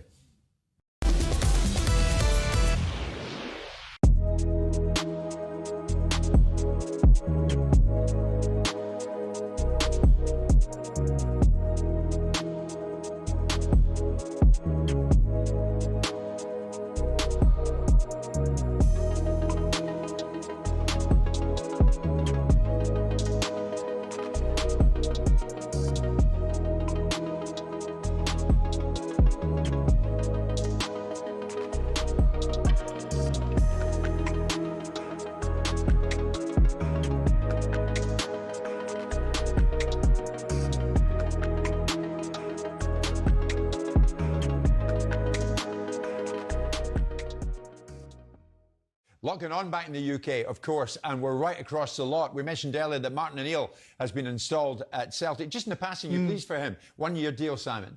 Yeah, I think that's right. I think Martin, the only person that would have talked him out of that circumstance is Martin. So I think probably Martin would do a 1 with a rolling year. Yeah. So that puts him in a situation where you can see how he feels in a year's time. I don't even know why it was a conversation. I don't even know why it was a debate about whether Martin O'Neill should stay in place. I think it's the least they could have offered him. I hope they've remunerated him properly, and I hope that he continues to build on his legacy, because I like him. Now, obviously, I don't know where you sat on it. I think I know where you sat on it. Nobody wanted Celtic to win besides Celtic fans, because we wanted Hearts to win. Well, that would have been the story, yeah. Yeah. But the Celtic story was a great one, too. Martin did his job. Yeah. I mean, he did his job. He went in there and he galvanised Celtic. And so the discussion about whether Martin O'Neill should be given a new contract perplexed me. Besides the fact he kept on telling everyone how bloody knackered he was. Actually, Brad Friedel's with us, as he will be here in New York. Brad, whatever happened to Wilfried Nancy? Do we know? He came back here with his tail between his legs, having been a major flop in his short time in charge at Celtic. I'll tell you, it very similar. I came over here and I was the head coach of New England Revolution. I found it very difficult to go from the professionalism of the Premier League this way. I couldn't wrap my head around it. I was too stubborn to stay in my own professionalism. I wouldn't adapt to where the level of MLS was. Steve Nicol was there for a while as well, wasn't he? Yeah, he was there with, and then Jay Heaps and then myself. And Paul Merritt as well. I think what Wilfried did, he adapted to the US culture and he went over there.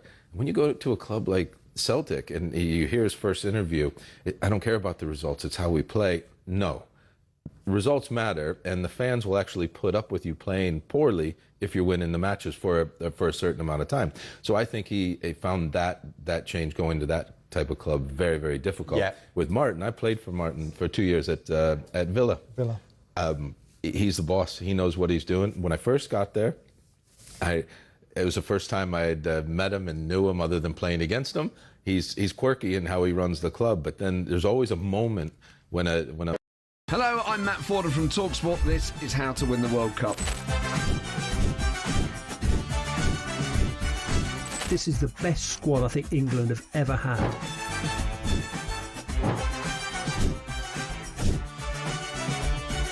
The used to love America, now he doesn't. It's very sad. It was so important to succeed because of all the pressure we received. Don't jump for this one, I'm going to knock his head off. Warning, this podcast does not guarantee England will actually win anything.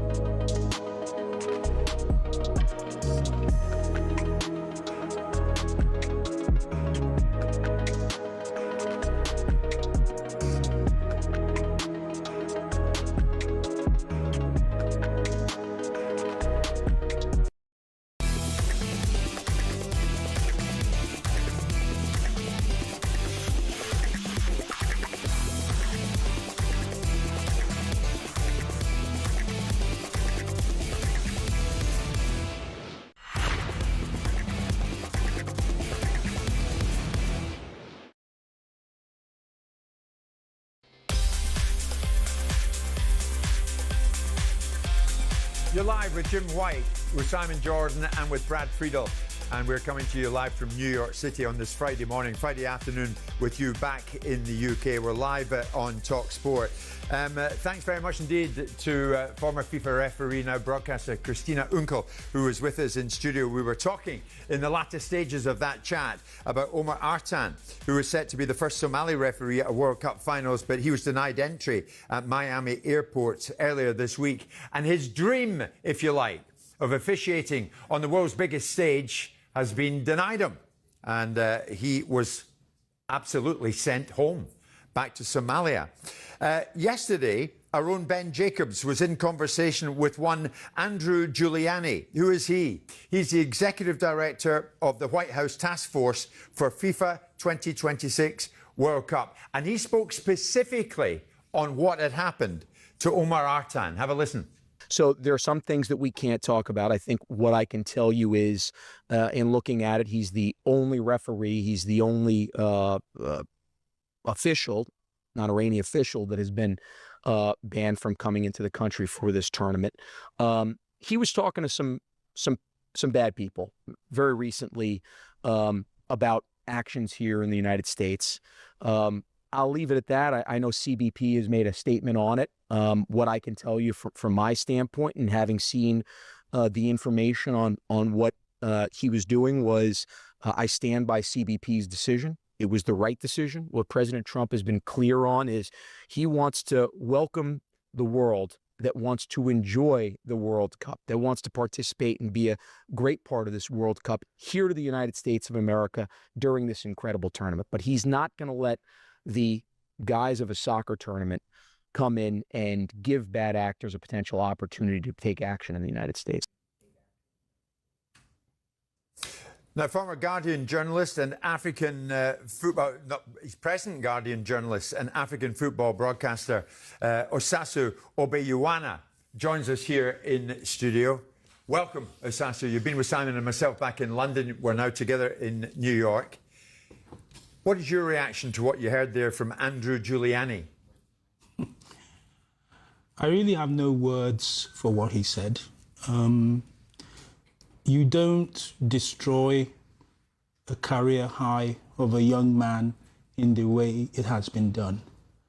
No evidence has been produced to show that this man is guilty of anything. And all the hard work he has put in to be the first person from his country to be a referee at the top level of football has been denied him. And I want to say this because this is not just about football. This is about how people in Africa feel about this matter. We feel insulted, we feel humiliated, we feel disrespected. So this is not just about the football alone. The fact that he comes from Somalia is no reason to deny him entry. Why have they done it, Osasu? Well, there is We don't know. And there is no evidence that has been adduced on this matter. What's your view? I think if you listen to statements that a certain person has made about Somalia and Somalians, you have your answer. I'm not going to say more than that. Were you surprised when you heard the news of Sasu?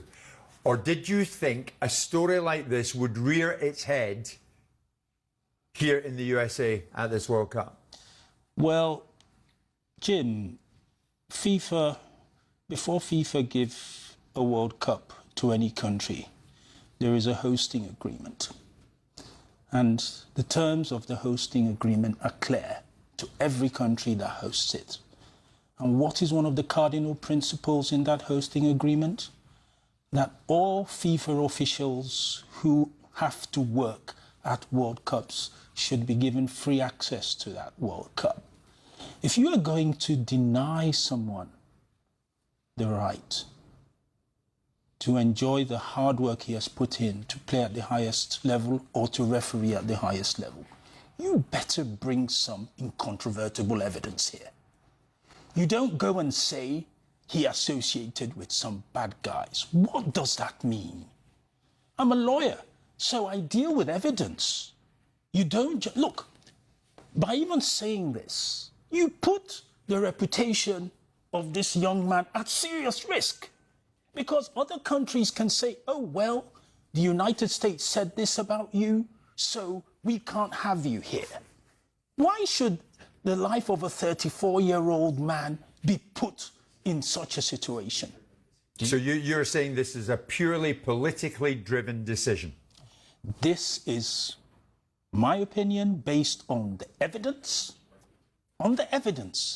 And as I said, this is what everyone in Africa feels about it. Do you think it's a direct retaliation against what's going on in Minnesota with Congresswoman Ilhan Omar? You're a smart man. You're good at joining the dots together, Brad. For our audience, Brad, expand on that briefly for me.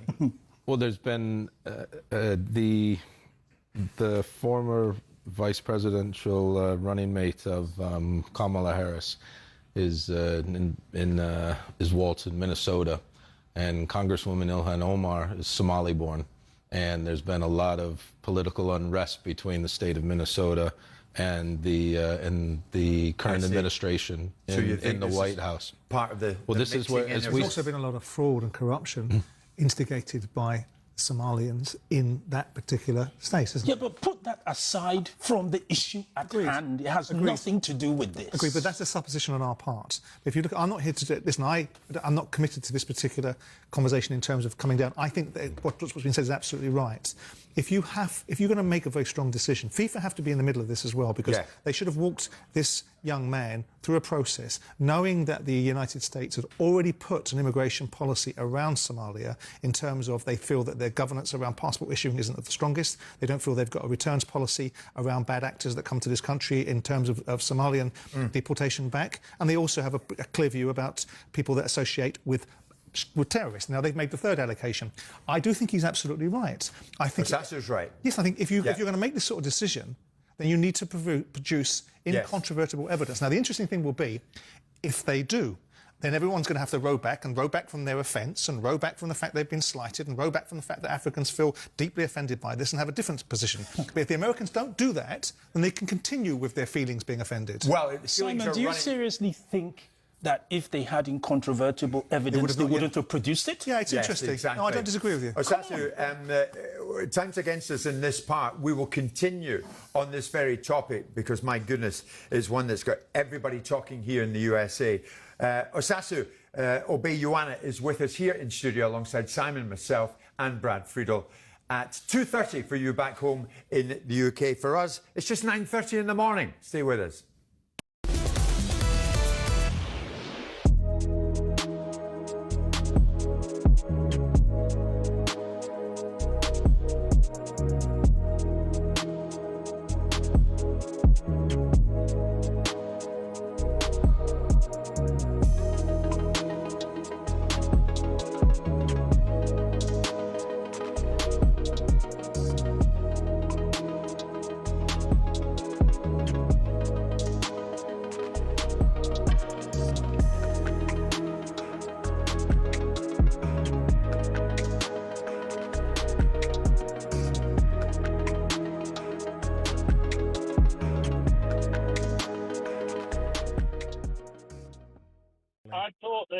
the 21 players today were absolutely brilliant. All played well. The only person I didn't think contributed very much down the right was James. I was very disappointed with him. He didn't really support the winger, and that was a concern, not like the left-hand side, which was absolutely brilliant. But one other point I just want to bring up, we made 11 substitutes. You can't do that in the World Cup, I'm afraid. You know, we're going to have to keep some of the players on, and as long as the back four keep okay, we'll be able to make the other 5 substitutes at the business end. Yeah, I mean, it's a friendly, and that was used as that. He'd done something. Just minutes, get the boys minutes under the belt. They've got in these conditions. They've got an hour's football tomorrow. Another friendly. He'll probably change things around. There's a number of players that came on 71 minutes. Have highlighted those. I think today's exercise, or last night's it was, I think it ticked all the boxes, Gemma. It's put us in a great position. I think we're in the best position to be, finally trying to bring this home. I think the players all look up for it. The cohesion, the style is what we've been crying out for. Yeah. That aggressive front foot, punishing teams, attacking football because we've got the players to do it. Not being afraid of anyone. And I think that's the style we've all been crying for, and we're finally seeing it. Yeah. Who starts centre half for you, Cole? Oh, Stones and Gay, without a doubt. And I put Concert out on the right, or bring in Spence and put him on the right. Yeah, not dropping Reece James. Well, I don't think James contributed very much, but obviously the manager likes him a lot, and but he's going to contribute. Former Wolves, Portsmouth and Millwall manager Kenny Jackett has died at the age of 64. Author Michael Calvin spent 12 months with Kenny during his 6-year stint at Millwall. He also grew up with him. Huge integrity, a great devotion to his task and his job, and he had a great sense of responsibility to his players as well. And I think he found his sort of mettle, if you like, at Millwall. Now to the World Cup, and Scotland fans are being told not to underestimate Haiti. They've got Isidore, they've got Bellegarde from Wolves. Played Premier League level, these are very good players. This ain't going to be as easy as we think it's going to be from the outside. Definitely not in that camp. Steve will not be saying that. Oh, by the way, this is 3 points. Former Scotland midfielder Charlie Adams speaking there. He says the Heat will count against the Scots in their opener. Scotland versus Haiti is live on talkSPORT at 2 a.m. on Sunday morning. And Kane Williamson has retired from international cricket. Arguably New Zealand's best ever batsman, Williamson led the Black Caps to victory in the first Test Championship final in 2021. There's more at talksport.com.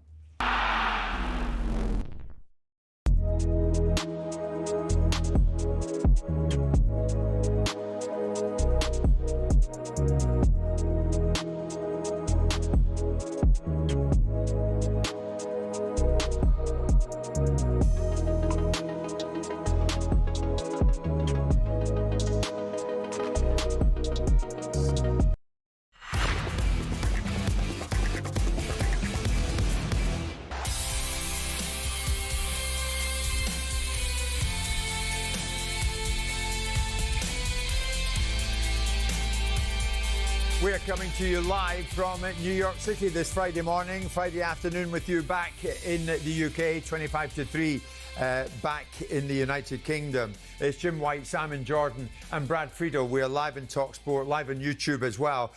Before you left us, we were discussing the situation around the Somalian referee Omar Artan, set to be the first referee from that country at a World Cup finals, but he was denied entry at Miami airport earlier this week. Artan, he held a diplomatic passport and a single entry US visa. So he had everything he needed, but he was turned around and he's not going to be refereeing here. And that was his dream.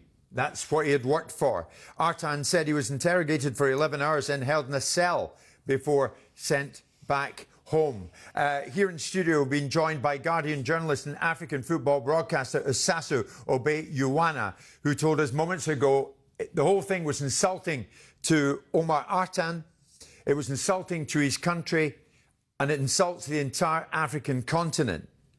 Now, there's been a bit back and forth between you, Simon, and Osasu in studio here in New York during that last commercial break. And initially, you've been criticised for your initial reaction, if you like, to this process involving this referee. Where are you at with it now?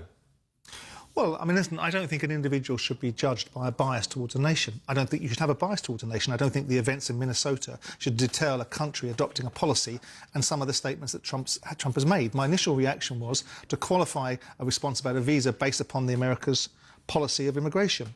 I don't think that this individual should have been subjected to this. I don't disagree with it. I also think that FIFA should have done a better job. FIFA would have known or should have been aware of whether the rights or wrongs of Trump's comments about what Somalians represent and how much he dislikes them in his country. They should have been privy to that situation, aware of it, and made damn sure that they were with this young man so that this situation he wasn't exposed to.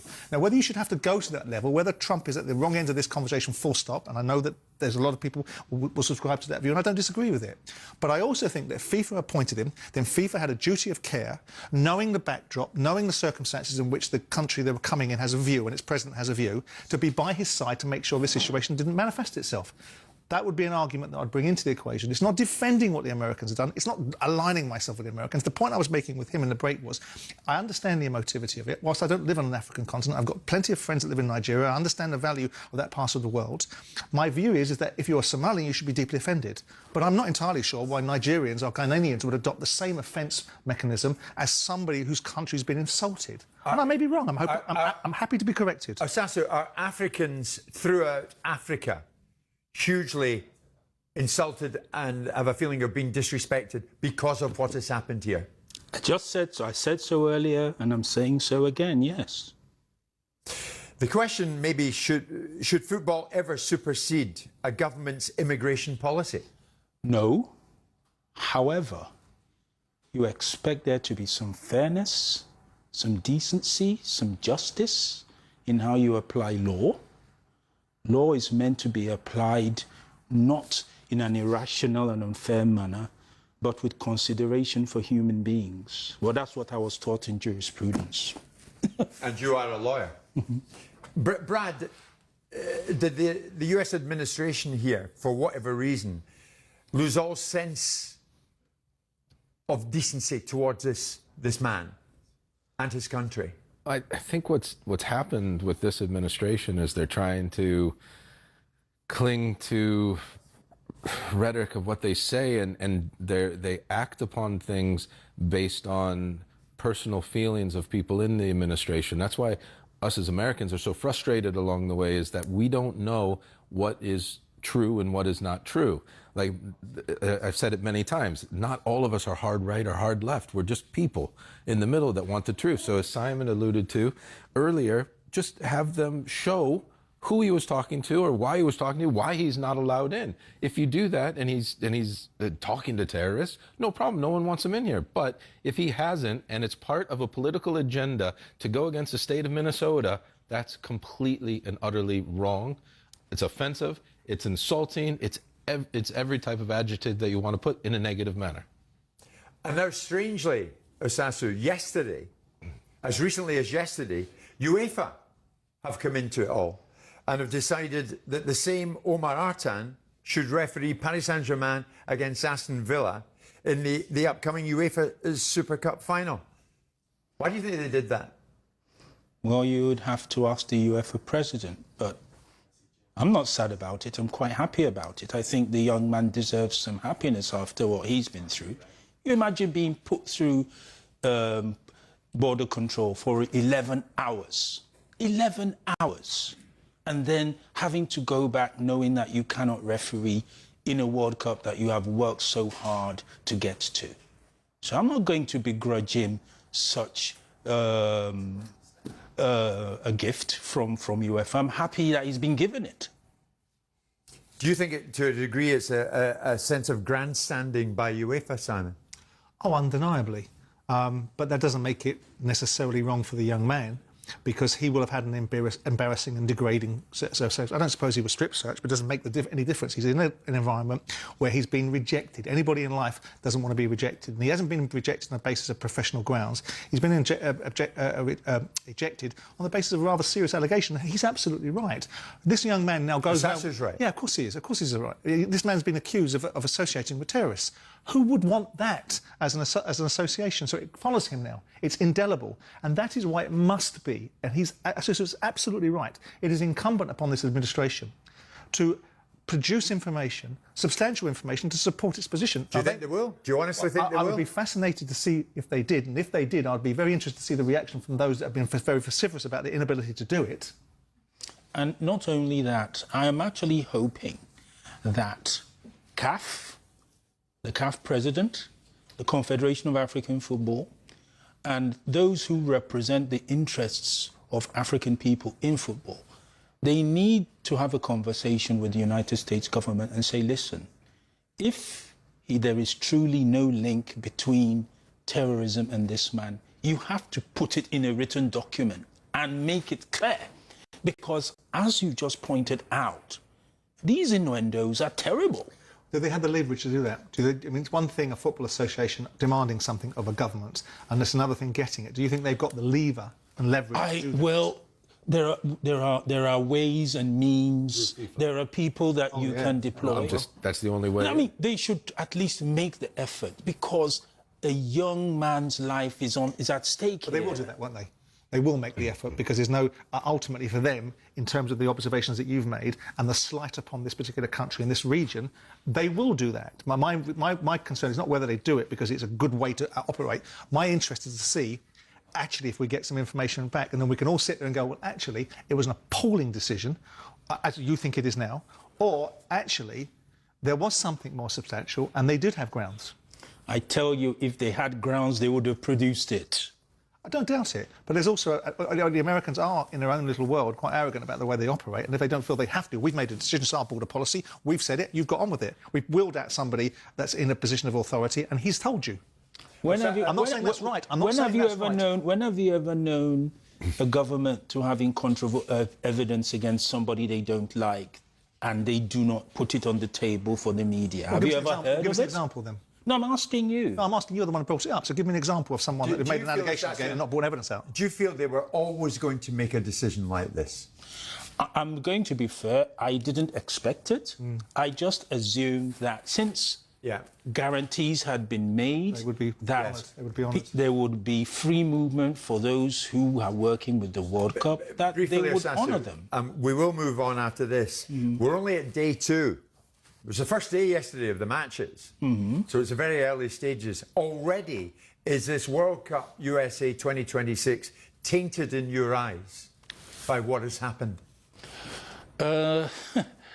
Before the tournament, I was having a conversation with Sepp Blatter. He's not the favourite of some people, but this is somebody, I like him, even though he is a man, he's a flawed man, like we are all flawed people. And he was telling me, and he said, look, the last 2 years, this World Cup has been surrounded by things that have nothing to do with football. And I think that's really sad. The last time there was a World Cup here in 1994, it was a much different ambience at that time. This is a man who awarded World Cups to Russia and Qatar, yeah? Well, beset with controversy are the Russians... Look, let's not... I don't want to go Brazil, into the... all beset with corruption. Come on. There is corruption all over the world, including in England. Yeah, but Blatter's including in the United Kingdom. There is nowhere where corruption doesn't exist. The last 2 years have been nothing about football. Come off it. All we have about Qatar was human rights. But let me make the point I was trying to make, that when you give a World Cup to a host, the purpose is that they will build up good publicity, that there would be a good ambience leading into that World Cup. That's what you are looking towards. You don't want to be discussing things that have nothing to do with football. That's the point. Well, moving on, Omar Artan, we know, will get his wish to referee on the big stage, but it won't be here in the US. He'll be refereeing the UEFA Super Cup final between PSG and Aston Villa later this summer in Salzburg. That is then, this is now, and right now we're live from New York City. You're listening to Jim White, Simon Jordan, Brad Friedel, and alongside us, Osaso Obeyuana. And we are live in talkSPORT in partnership with Toolstation. Fast Track delivers to you from 30 minutes. First stop, Toolstation.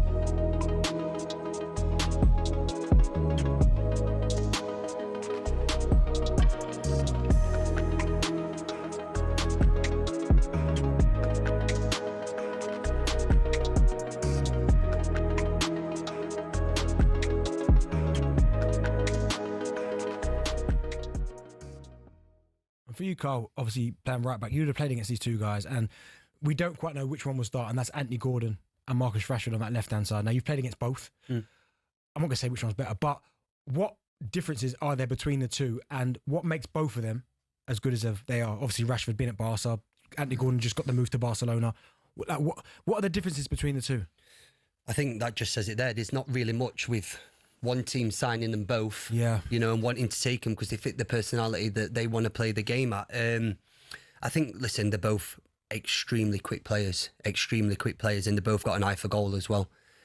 The main thing is that I feel that in tournaments that I've played in previously to this, there's not been many other goals than Harry Kane, and that's what we need to find.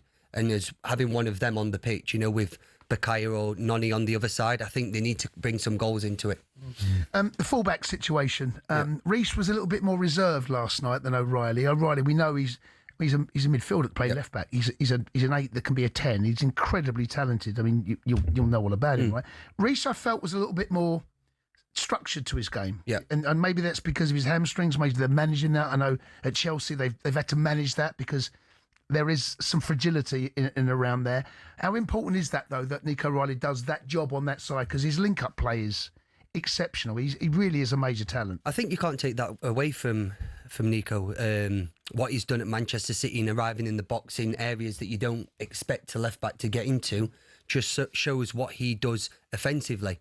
But I think Reece James played a very intelligent game last night. From watching it, he managed himself really well. You don't need to peak now. Reece James needs to peak in the knockout stages. Please God, England get to that, and that's when we'll see the best from Reece James. Did you hear about Nico O'Reilly coming through when you was at City? Because for me, it felt like he just came from nowhere and exploded. Did you hear about him? Because you always hear about whispers in the youth team about, have you seen him coming through? Did you hear much about Nico O'Reilly before he made of course you see him. You train with him. You train with him when the kids come up and they train with you. Nico was always up there, but... Get ready to get the ultimate football fan winning feeling with talkSPORT Win. Because this summer, you and a mate could be jetting off to watch England versus Panama in New Jersey live at the FIFA World Cup 2026 with Adidas, including tickets, flights, accommodation and more. Go to talksport.com/win to enter now, and you could be soaking up the incredible atmosphere at the FIFA World Cup 2026. For the chance to win every football fan's trip of a lifetime, enter now at talksport.com/win.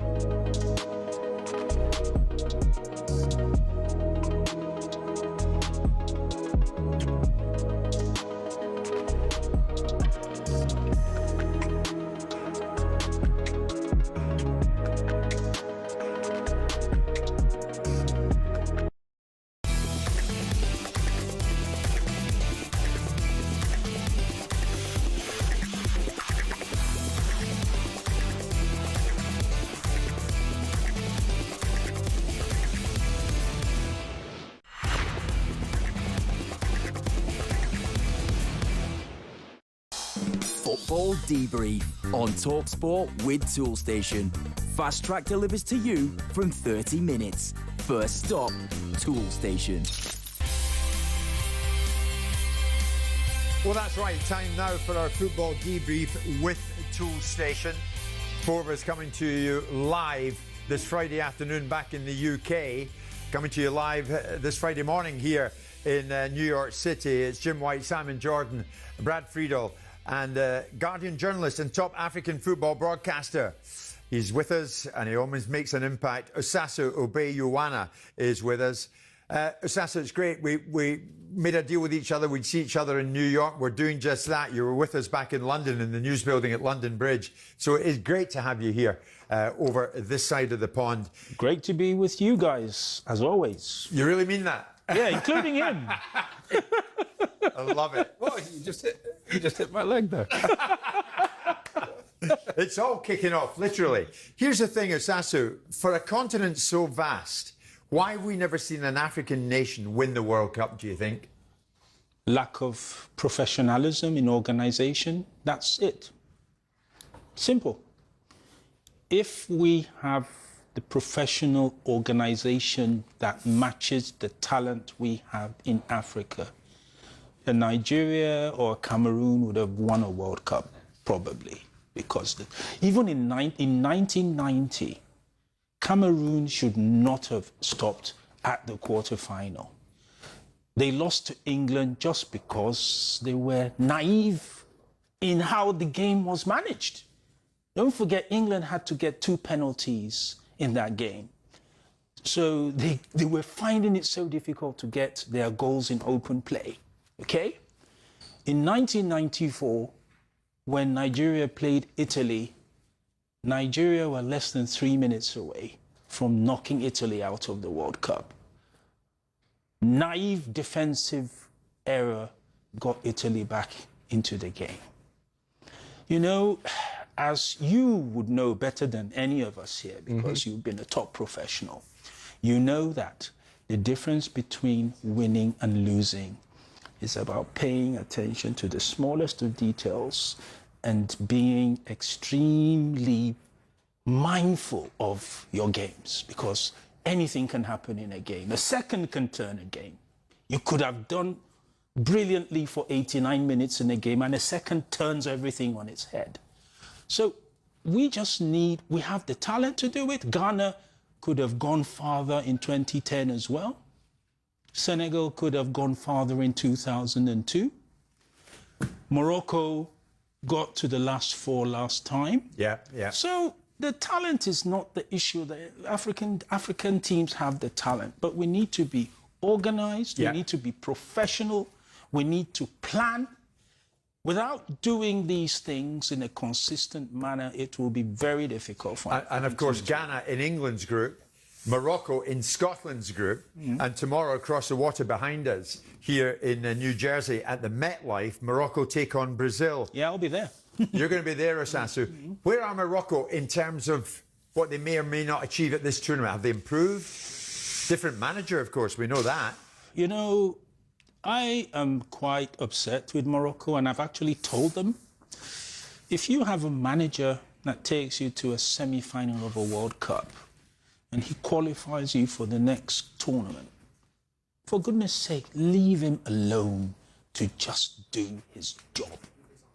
But the pressure on the last manager to win the African Cup of Nations, it was unbelievable. It was too much. And he stepped down in March. Yeah, because it was too... Why did he step down? Yeah, because the pressure was too much. On the tournament. It was just too much. But the nature of the geography of the tournament would have brought that pressure, wouldn't it? Yeah, but look, you see, as you know, I'm not a president of a football federation, but at least I've covered this game for at least 30 plus years. You need consistency. Those who win and who do well in football are those who are consistent, those who don't cave into pressure. Look, you know, you can go through a difficult moment with a team. That's not a reason to make a knee-jerk reaction. Leadership is about doing the right thing, even when 99% of people tell you to go another way. It takes a certain level of gravitas, courage and knowledge to lead. Leadership is also about being right as well. So it's a balancing act. But the interesting thing is it when you talk about lack of governance or lack of professionalism, you know, interesting stories from Chris Hughton when he was managing recently, and the experiences that he had in terms of the professionalism and the quality of the environment he played in. Players that played for me, whether it be Victor Moses, that originally could have played for England and chose to play for Nigeria, whether it be Wilfried Zaha, who chose again to play for the Ivory Coast. So if you've got this talent pool that's been sucked into English Premier League football clubs or into English pyramids, yet they go to play for the national countries and there isn't the quality of experience, it isn't just about the lack of quality. What experience are you referring to? Well, I think the training facilities, the environments that they've played on, the pitches that they've played in, and just the overall professionalism alongside the facilities. Is it as much a quality of leadership, but the finances that are generated? Nigeria may not have the wealth of an America or Japan, but they're not a poor country. If you just simply have leaders that think and are prepared to do the right thing, they can... Look, Simon, Morocco have a training facility in Rabat, which is one of the best in the world. It's as good as Clairefontaine, as good, if not better. Why do they have it? Because the king of Morocco has decided that football is important to the country, and he works with the federation and the Ministry of Sport to develop the facility. How can Nigeria have played in 5 or 6 World Cups with the kind of players we have produced, with the kind of income that has come in? Nigeria does not have a national training center. It's crazy. What's to say, US, we just got ours now. I mean, it's very similar. It is mad. What chance Morocco beat Brazil tomorrow? It's possible. It's possible. If you've gotten to the last 4 of the last tournament, you're still maintaining the core of the squad you had 4 years ago, you're in with a good chance. My problem, as I said, is that Morocco have changed manager so many times over the last 4 years, and at the most inopportune moments. Before they went to the World Cup in Qatar, Vahid Halilovic was the manager, and he was removed just before the World Cup, and then Walid Regragui took over just before the World Cup. I didn't think it was a good decision, but when you get the team to the last 4, there's not really much you can say about that. But then you would also have to credit the previous manager with giving him the core that he could continue with, because he didn't just start from nowhere. If you are taking over a team with less than a month to a World Cup, you are not doing anything serious to change anything. You have to build on what was given to you. So, Sasu, of all the African nations, which is the one that could buck the trend and win the World Cup? You mean now or later? Now. Let's go now. On paper, Morocco and Senegal are the best sides. So if they... But as I've said, like, look at Senegal. But they can't win the World Cup. Look at Senegal now. They can't win it, Brad? No. No, they can't, because of the kind of things I've just told you. You've just alluded to. Not because the talent is lacking. Who is the nation that comes out of your region that's most likely to have significant success or has the opportunity to do so? In future? Yeah. I would tell you that the first country that would win a World Cup would be Nigeria if they are ready to be serious in what they do. That is a given. Cameroon as well. Will they get serious? Are there signs that they're going to get serious? If Nigeria, with the kind of players, if Nigeria, with the kind of players they have, and they are top quality footballers, are missing out on 2 successive World Cups, it tells you that there is a governance crisis, there is a fundamental management crisis. I mean, look at South Africa. Right, but are there signs behind the scenes that they're going to fix it? Or... Are they going no, that's what I'm alluding to. It's still a mess. Right. Here's the thing, and this is the best news of the lot, Brad and Simon. Sasu Obeyuana is going to be joining us throughout this World Cup tournament right here in our base on the 50th floor of the World Trade Center. It has been exactly as I thought it would be. You've been wonderful, my friend. Enjoy Morocco. It's always good to have an argy-bargy with this man. Makes my day.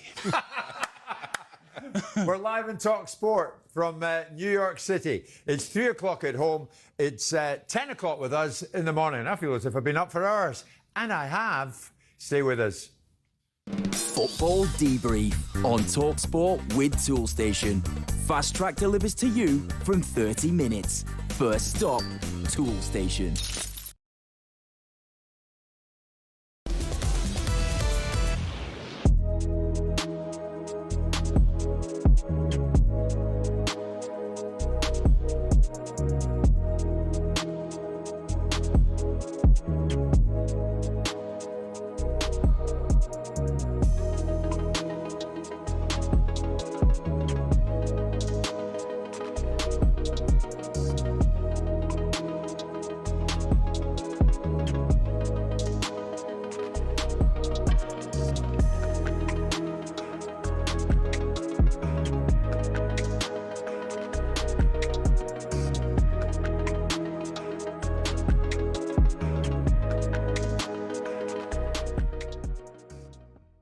First player up front I've gone for Neymar. No, mate, honestly. What do you mean? Don't start. I'm giving Neymar a free roll as well. Mate, Neymar, the most overrated footballer of his generation. I'm not having it. Cundy, don't. No, I'm not having it. Don't, no, mate. I'm a big Neymar. No, he doesn't overrate. He does. The most overrated footballer of his generation. Oh my God. At Barca. No, not having him. Not having him. Not having him. One. Nope, not having it. Nope. So that's the music stopped. Cundy, please, nope. mate. Nope, not Neymar. Who's a better player? Neymar or Hazard? R9. Oh, give me Hazard every day of the week, mate. Mate, give me. Is it? No, don't get me on the Neymar train. Okay. R9's playing with him. R9's take Neymar out. But no, mate, come on. Neymar. Pace. Skill. No, he's got a heart the size of a. Yeah, but mate, he made you enjoy football watching him. No, he made. That's a typical centre half. No, do you know, no, give me R9, right? I'm not having Neymar. Not at any price. Neymar, Suarez, Messi. No, give me Hazard, give me anyone. You don't want Neymar in your team, mate. What do you mean? You don't want Neymar in your team. What he won with Barca? What he won? Well, he's part of it, mate. He was outstanding. Come on. No. Here's a stat.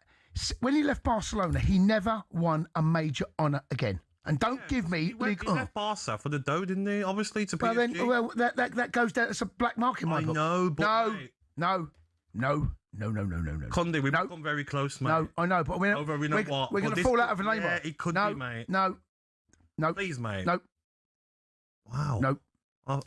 No. Scrub him out. Let's break. Scrub. All right, he's out. Thiago's in. Thiago, you in from Brentford. Go on, mate, you're in. Shows what you got. One season wonder.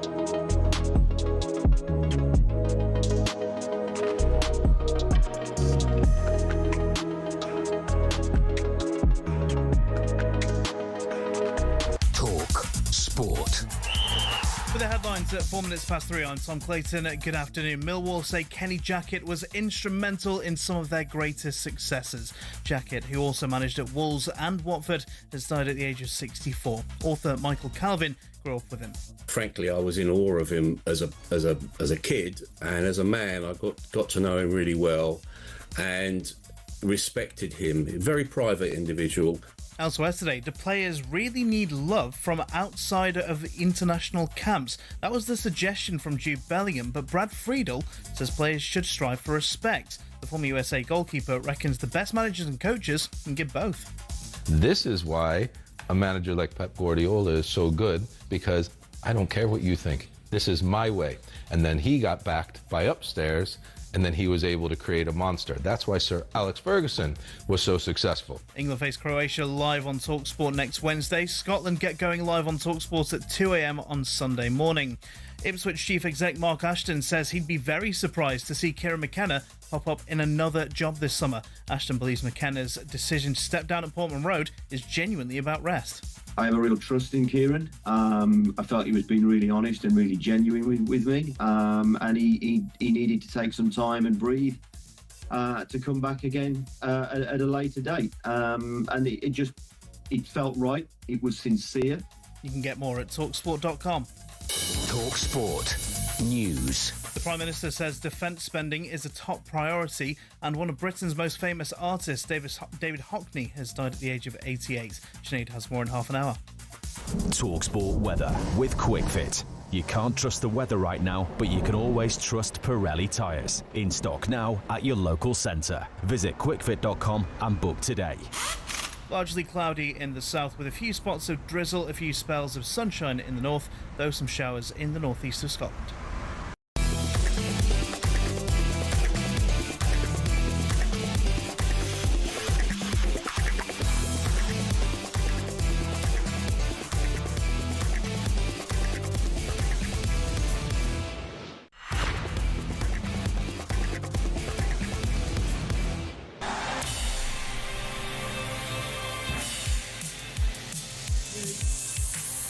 Hey everybody, welcome along. It's Jim White, Simon Jordan and Brad Friedel, and we are live at the US 2026 World Cup, coming to you live from New York City.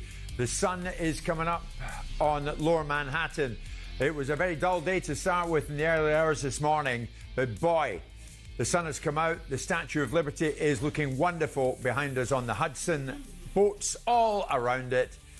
And it's going to turn into another hot one here, 34 degrees in this part of the world later today. It's the back of 3 o'clock at home in the UK.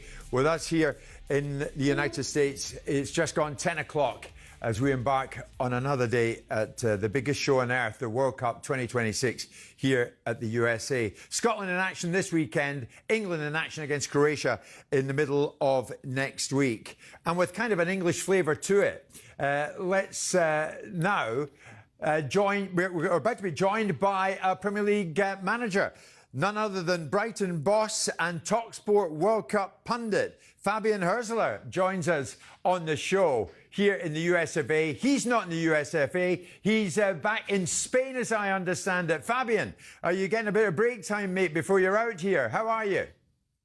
Yeah, hello everyone. Hello to New York. So I'm currently in Spain. I'm getting a little bit of sun. I missed through the whole season of Brighton, so I have to get it here in Spain. But I'm looking forward to visit the United States next week.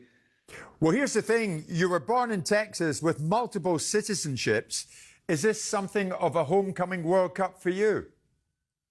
Yeah, definitely. Feels always like a homecoming. Of course, I also have like other citizenships, and now I live since 2 years in England. So I'm trying to always adapt to different cultures, but overall, it always feels like special. Always feels like you come to the place you were born. You come to the place where it all started. So it's definitely a feeling of coming home, yes. Fabian, Brad was born in Houston, Texas, a part of the world you know well. But this fella has done some job with Brighton, as you know. He's done an incredible job with Brighton, and at the age that he is, because there was only one time in my career where I was older than the manager, and that was AVB at Tottenham, and it is a different dynamic. So there will be a lot of players in the changing room that are older, and to be able to manage the way that he's done has been brilliant. That was a question not openly that I asked the public, but that I had in my mind. It's like, wow, how is he going to do that at his age? And he's done it brilliantly. We've spoken with Fabian on a number of occasions, Simon, and with Paul Barber, of course, the chief exec. But my goodness, this is a partnership that has worked well at Brighton. Well, Fabian will attest to it himself. He's gone into a good club. He's gone into a good framework. He's gone into something that wasn't broken, and that's a rare space for managers to go in. And I was going to ask him, and he'll get tired of this conversation, as I did. When I was 31, I bought a football club, Fabian, so I was a young owner, and all I did was listen to my age. You're a young manager. I don't think it really matters. If you can control the room and you can control what comes out of your mouth and you know what you're talking about, age shouldn't be part of it. But how much has that been an obstacle for you? Because the British media have made a big song and dance about how old you are. Managers are becoming younger as a matter of course now. But has it been something you've had to fight your way through, or you just get on with the job of what you've got to do, which is manage a team? Yeah, I think you find a way to deal with it. So I can't do anything against my age. I'm getting older day by day and year by year. So therefore, I'm now 33. But overall, it's a thing I accept it because I have like my phrase, like control the controllables, and I honestly can't control my age. I can't control the media, what is talking about my age, about my experience. Overall, I can only focus on the work, and therefore that's the main bit. I try to focus on what I can control, and of course it's like I just heard about the different dynamics when players are older than yourself. It's a different dynamic, but you need to find a way to deal with it. You need to find your own way, and I always call my own way of leadership is the friendly authority. So on the one side, like, of course, you have to lead eye to eye with players like James Milner, Danny Welbeck, Louis Dunk. Like, it would be stubborn from my side to not listen to their opinion. It would be stubborn from my side to not take care of their experience, of what it needs to achieve things in the Premier League. But on the other side, I'm the authority, so I need to make decisions. I need to be very clear how I want to lead. I need to be very clear what my principles on the pitch and beside the pitch, and therefore that's why I always use this phrase "friendly authority," and I think it fits quite well. Well said. Obviously, as a former Crystal Palace owner, it burns my arse to talk about Brighton too much. But when you look at Brighton, you've walked into a framework which Potter did well in, De Zerbi did well in, you've come into. What is it about the way that Brighton operate that seems to allow good managers an opportunity to continue to evolve and build the team going forward? What's it about Bloom's environment, about Paul Barber's chairmanship, and the structure of the way Brighton's run that enables you guys to get your head and to build out and build teams that really do perform at a high level? I think two things. First of all, unbelievable, well structured, so really good organization. You don't have too many people who make decisions. I think that's a big part in football. So very well structured, very calm, always sticking to the values, always sticking to the principles. And of course, we are just very popular for our recruitment system and focusing a lot of data-based analytics. And it was proven in the last years. It also proved in this season that we are quite successful with that. And the second thing, I think what stands out is everyone really takes care of the human being behind the player, behind the staff member, behind the CEO, behind me as head coach. So everyone really sees, like, what is the person behind this role? No one defines himself by the role he's in. Everyone really respects each other. Everyone sees the person behind each other. And that builds like a strong connection. That builds a psychological safety where everyone really challenges each other, but really support each other. And I think this environment just makes it really special to work in as well. Hey Fabian, it's Brad Friedel here. I have shifting a little bit to the World Cup. Where's your loyalty? Like, who are you looking at? Are you looking at Switzerland? Are you looking at Germany? Or are you looking at the United States, which I assume not, because you moved when you were 2 or very young. But and whoever you are most loyal to, what do you think success for that particular country is? The best team should win. I always answer on that question. Don't sit on the fence here. Yeah. I think, like I mentioned, inside of my character, I think there are honestly like all the attitudes from all the different countries I have a little bit inside of me. So born in the United States means I'm quite open-minded. I'm living a little bit this dream of achieving something big and being really open-minded and open for different cultures, for learning different people. I'm very disciplined, so I think that comes from my side of the Switzerland, and working hard comes from being a German. So I think I spent the most of my time in my life in Germany, so I definitely have a lot of support for Germany, but my support for Switzerland and for the United States never stopped. So let's see who is going the furthest in the tournament, and then my fingers crossed are for them. But I definitely hope that the United States playing at home, having the tournament at home, that they come as far as possible. What about Germany, Fabian? Do you think Germany finally are going to start coming to the World Cup party? Yeah, I think Germany is always a contender in the tournament. Of course, maybe they're not the favorites, maybe they're not the strongest squad, but honestly, Nagelsmann, he rebuilt the belief, he rebuilt the identity, he rebuilt the energy, and in tournament football, that gives you a chance to win something. So I think definitely they're not the favorite in this tournament, but they're definitely there to compete for big things. And for Germany, who would, if you were in charge of them, who would you play in goal? I think I shouldn't go into this conversation, but overall, I think the best player need to play, and Manuel Neuer is still one of the best goalkeeper in the world. I don't know how your opinion is about that, but I think he's been one of the best, and he's so shown in the I Champions think League again. the best goalkeeper should play. And Fabian, what chance a German ultimately writes the big headline here at this World Cup? Might it be Thomas Tuchel? Can be definitely Thomas Tuchel. So I'm impressed by his work, and I'm also impressed by his decision making about his squad. I know he got a lot of criticism for that, but let's see how far he's going. But I'm definitely impressed what he did with the England squad. I think he brought the culture back. He brought this togetherness, this connection on the field back. I really see a structure. I really see good connections between the players, between the different parts of the team. I see always a real good idea. And I think one big plus from him is he knows how to win trophies, and he's definitely a tournament coach. So I think he can definitely write a big headline, because I'm impressed by his decision making and by his work he did in the last recent month for England. Have you got, in your mind's eye, do you have a winner already in your mind's eye before we seriously go deep in this tournament?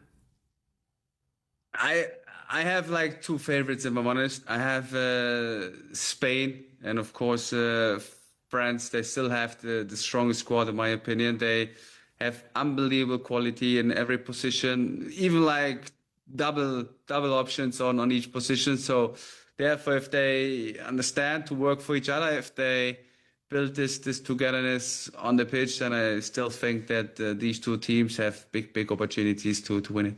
And finally, during this World Cup, are you going to be scouting players that catch your eye?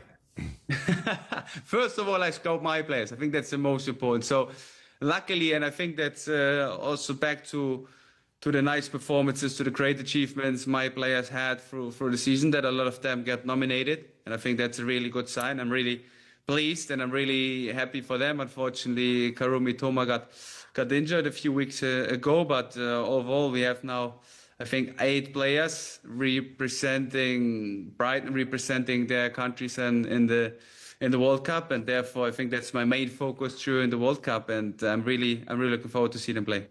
Well, Fabian, thanks for being with us. Enjoy Spain and enjoy the World Cup with us here on talkSPORT when you get here. Thanks so much for being with us. Definitely, I'm looking forward to it. So see you the next time. Enjoy it today in New York, and see you soon. Brilliant. Bye-bye. Thank you so much, Fabian Hürzeler, with us live this lunchtime. Stay with us right here in New York City.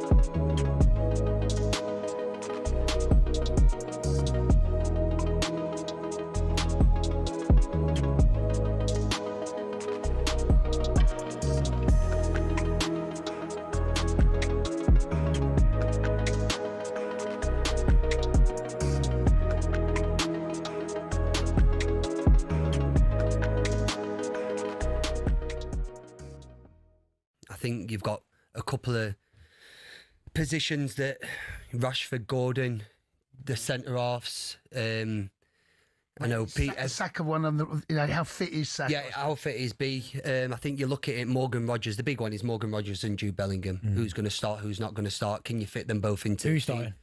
Oh, Benny, come on. For me, Morgan's had a fantastic couple of years at Aston Villa. A fantastic couple of years, and to see what he's done for Man City when I played with him when he was coming up through the youth team, to then go and do what he's done now, it's not shocked me, but it's a great step in the right direction to where he wants to be. But I think Jude's done it for season in, season out. Obviously, he's had a little bit of an injury season, we're going to say, but Jude's quality is still there. Let me ask you then, Charlie, because you've been an outside perspective, because all the fans, obviously English fans, are going to say, we're going to win it. And after last night, we're definitely going to win it. After what you saw last night, I know you're going to say England are one of the favourites, but can you see England winning it, or do you still think there are other nations out there that look better?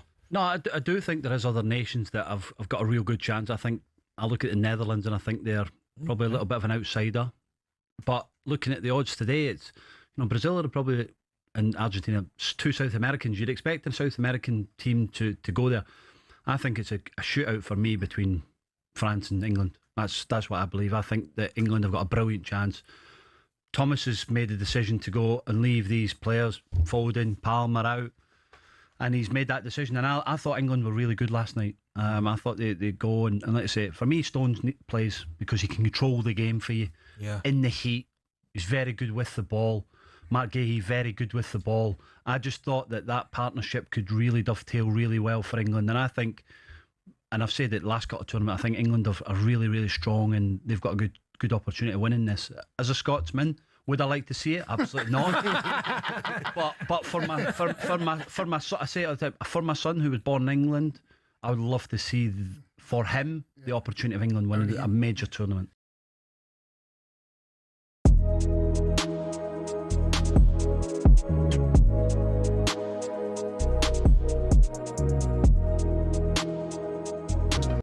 Hello, I'm Matt Forden from talkSPORT. This is How to Win the World Cup. This is the best squad I think England have ever had.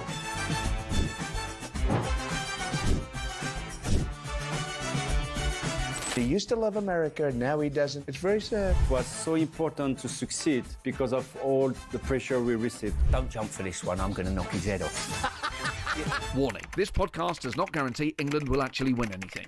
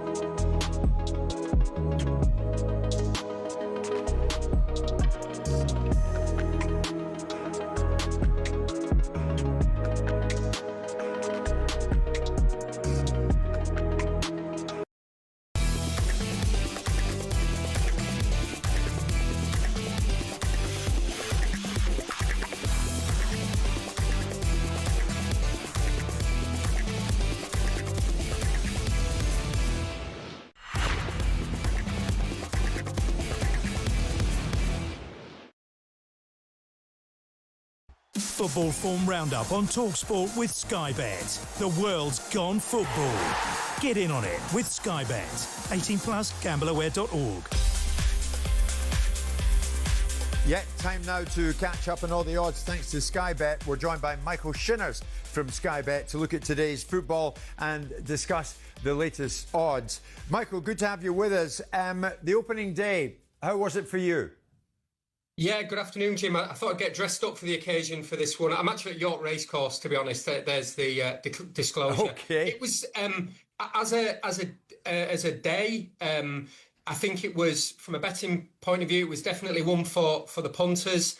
We saw a very well backed Mexico. They were our super boost. They went off even money with ourselves, and they were very, very popular. And then South Korea were the other popular sort of team. As against Czechia. So yeah, I think certainly one for the punters first up anyway, Jim. Okay, what about the co-hosts? In action tonight, of course, Canada and then the USA. What are you thinking? Yeah, Canada favourites. Jonathan David, I think he's the big man for Canada. If he plays, then they play. He's 2-1 to score at any time. But Canada are 4-5. It's 5-2 the draw, and Bosnia 7-2. Edin Dzeko, 40 years of age, playing for them.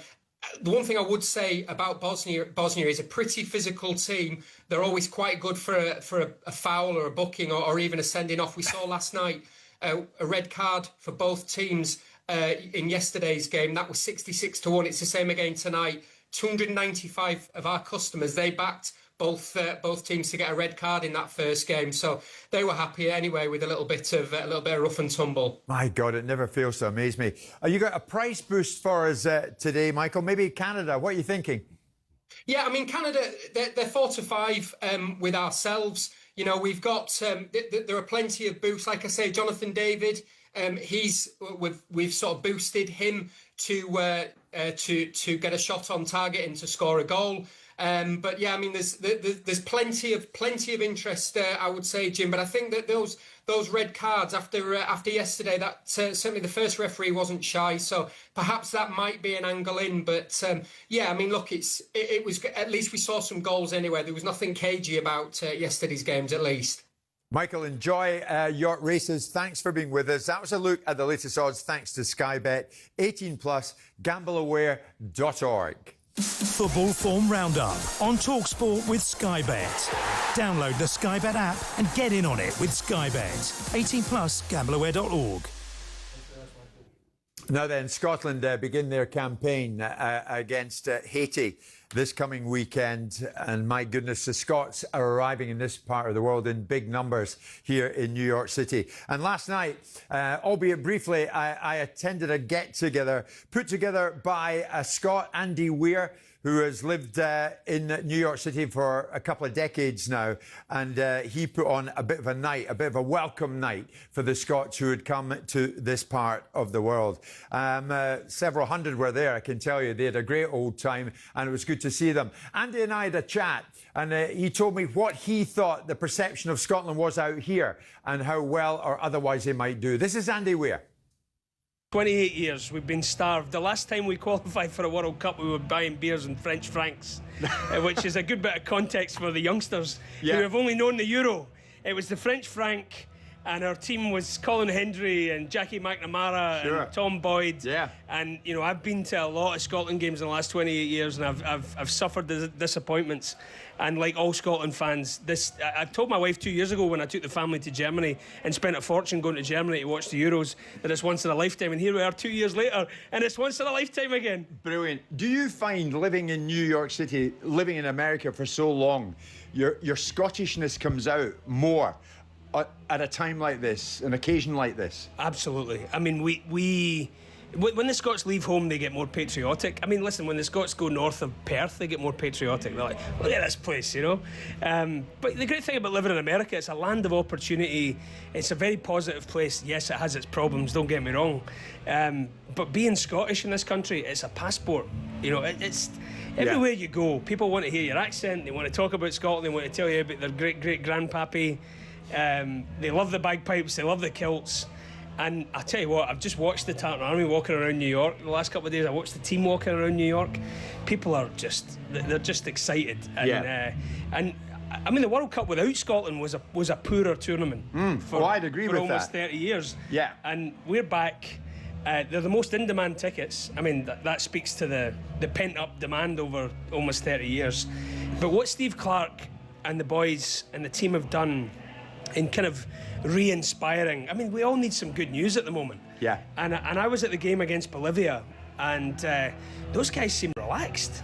Yeah. They look relaxed and careful. They look like they're enjoying. I know. We're getting involved in that. I know. Oh, we're going to get out the group, Andy. We've been here before, but this time maybe. But listen, we've got the better chance because it's only what four teams don't go through from third place. We've got to beat Haiti. There's no doubt. Yeah. But I'll tell you something that I bet there's not a better club atmosphere created of any national team at this World Cup. There we go. Andy Weir speaking to me, big Scotland fan in New York City late last night. You might be surprised to hear this, Brad, but so many Scotland fans came up to me last night asking after Simon, who I often talk about in terms of being like Longshanks from the Braveheart movie. But I heard a different story. What did you hear? Well, I heard that you may have not gotten as nice a reception as you said just moments ago.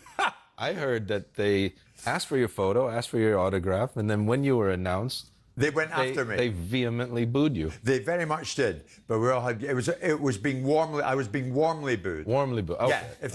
If there is such a thing, many of them were asking for you last night, really? Simon. Okay. It's incredible how popular you are, even amongst the Tartan Army. Ladies and gentlemen, we're coming up to 3:30 back home in the UK, 10:30 over on this side of the pond in New York City, and that was a look, incidentally, at the latest odds thanks to Sky Bet. 18 plus, gambleaware.org.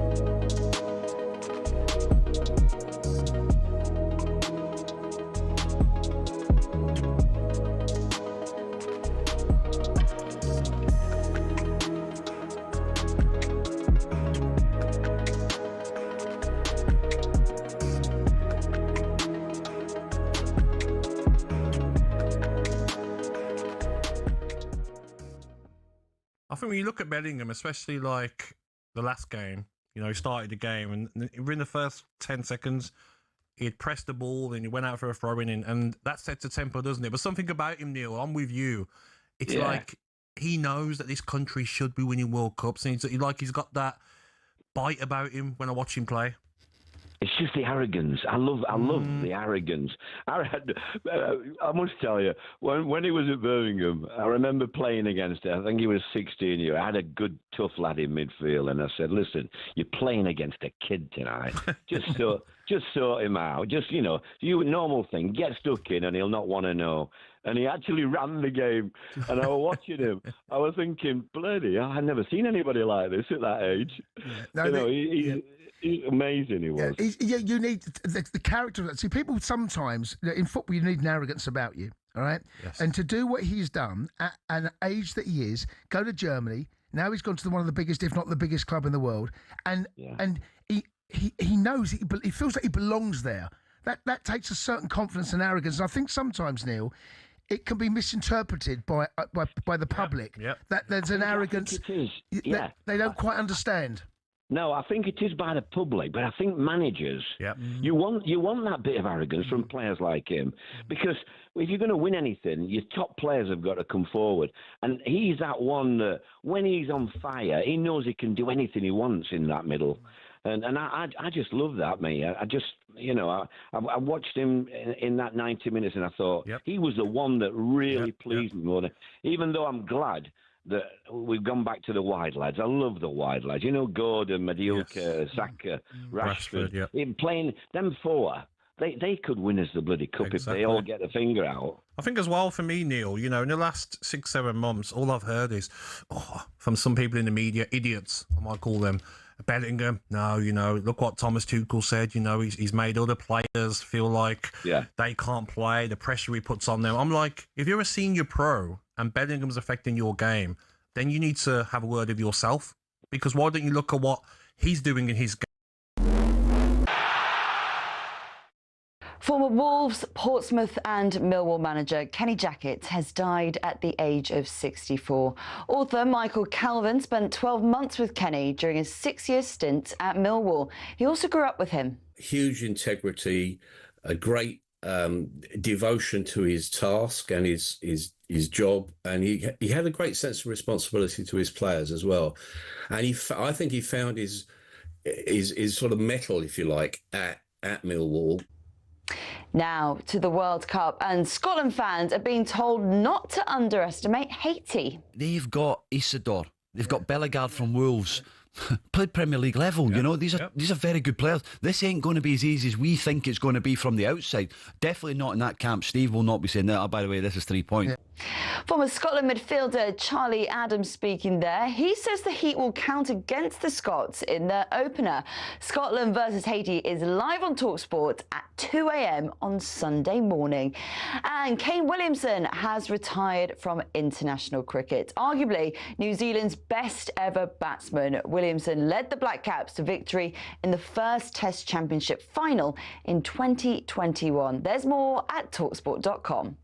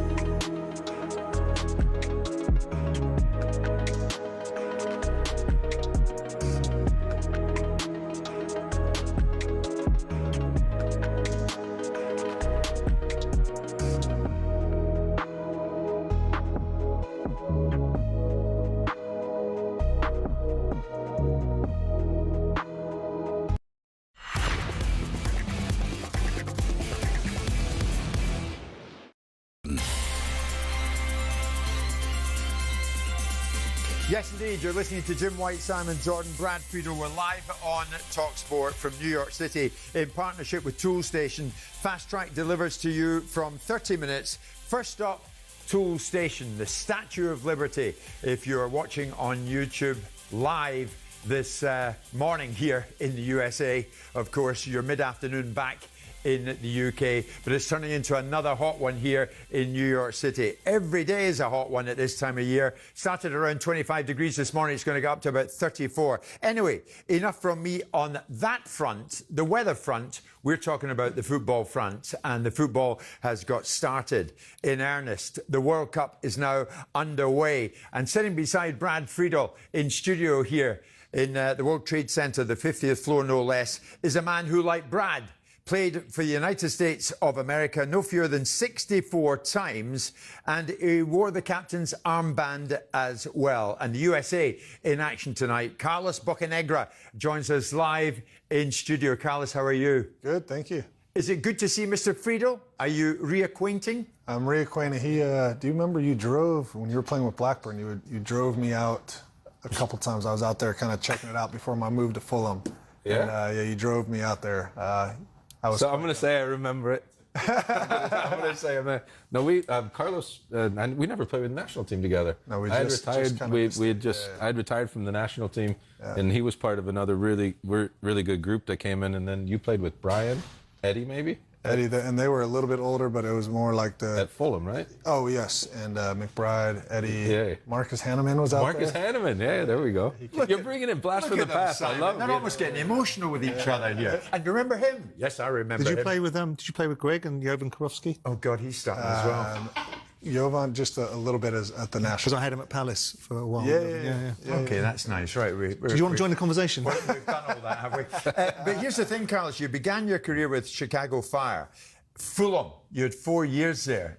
Yeah. You played 133 games for them. That was a good time for you, right? Loved it there. Loved London. I mean, it was a big change, obviously, coming from MLS, which was, just starting and growing as a league, and then going over to the Premier League. I think I got a red card my third game in, and it was like, dirty American, you guys are terrible. And I like front page, back page, middle page. And I was like, wow, this is real. Like, it's everywhere here. So that was a wide awakening for me. But cool, loved the time there. I mean, greatest league in the world, so much the passion of the fans. I mean, just got to live in London. It was amazing.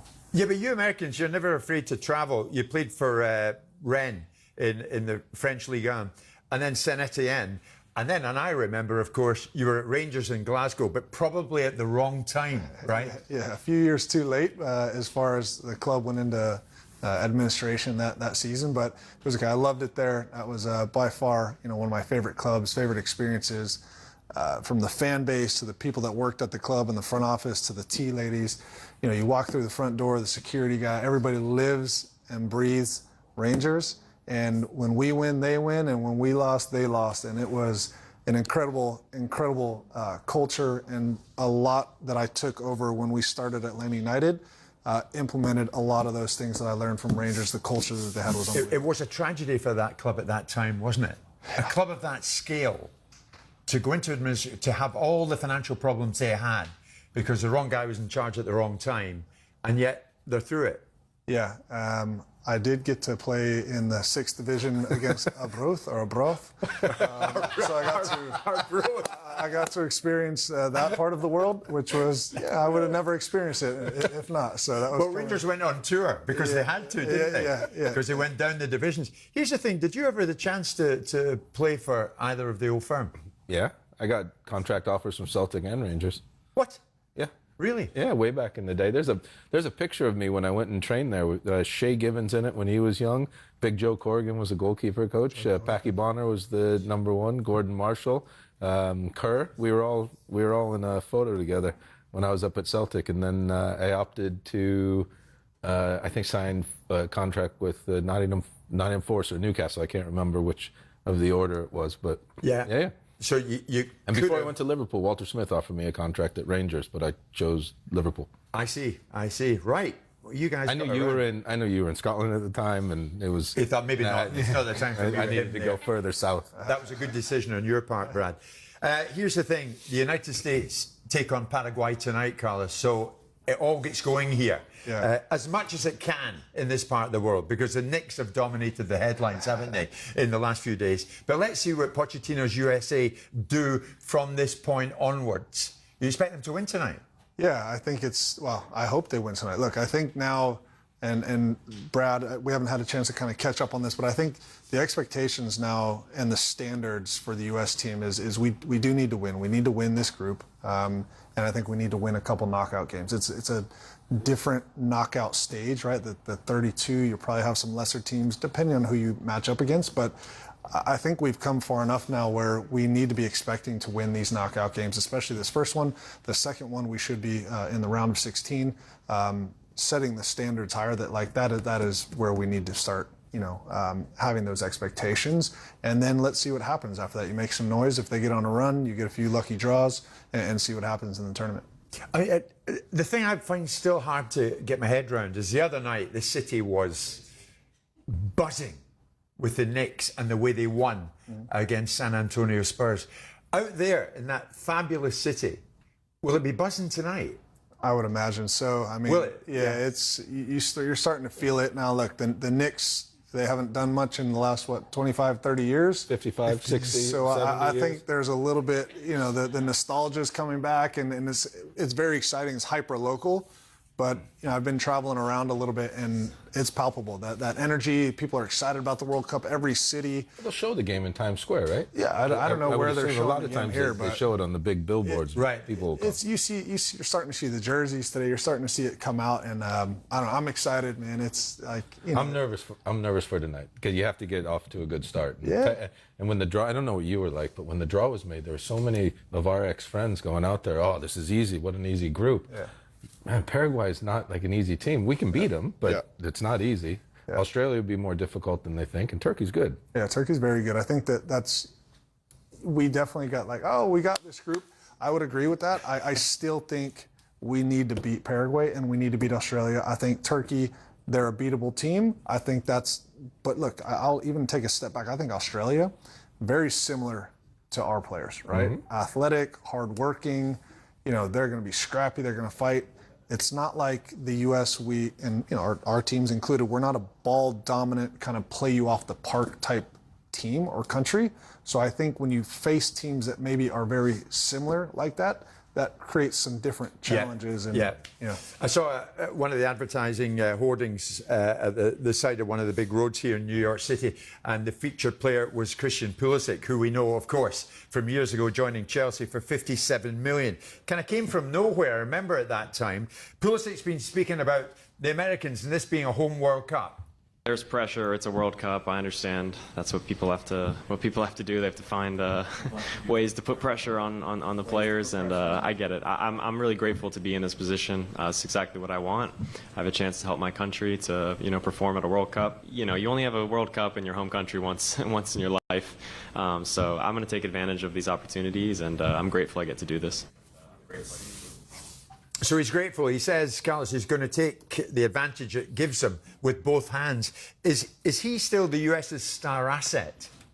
I think so. I think we need him to perform well. I mean, he's a fantastic player, right? And if he stays healthy throughout the tournament, I think that goal against Senegal hopefully helped get a little bit of the weight off his shoulder. And you could see he was trying hard. He was almost, trying too hard and forcing things to try to make something happen in the friendlies in March. So I think that was nice for him in Senegal, but he's going to be important. We know he's important. I think Tyler Adams staying healthy the whole tournament, we seem to be a little bit light at that holding midfielder position. Richards, his potential injury. Can Richards stay fit? I mean, the defense, we've been asking some questions about that a little bit, and it's kind of chopped and changed. The goalkeeper situation, which normally has been one of our strongest positions historically, arguably the best position on our team.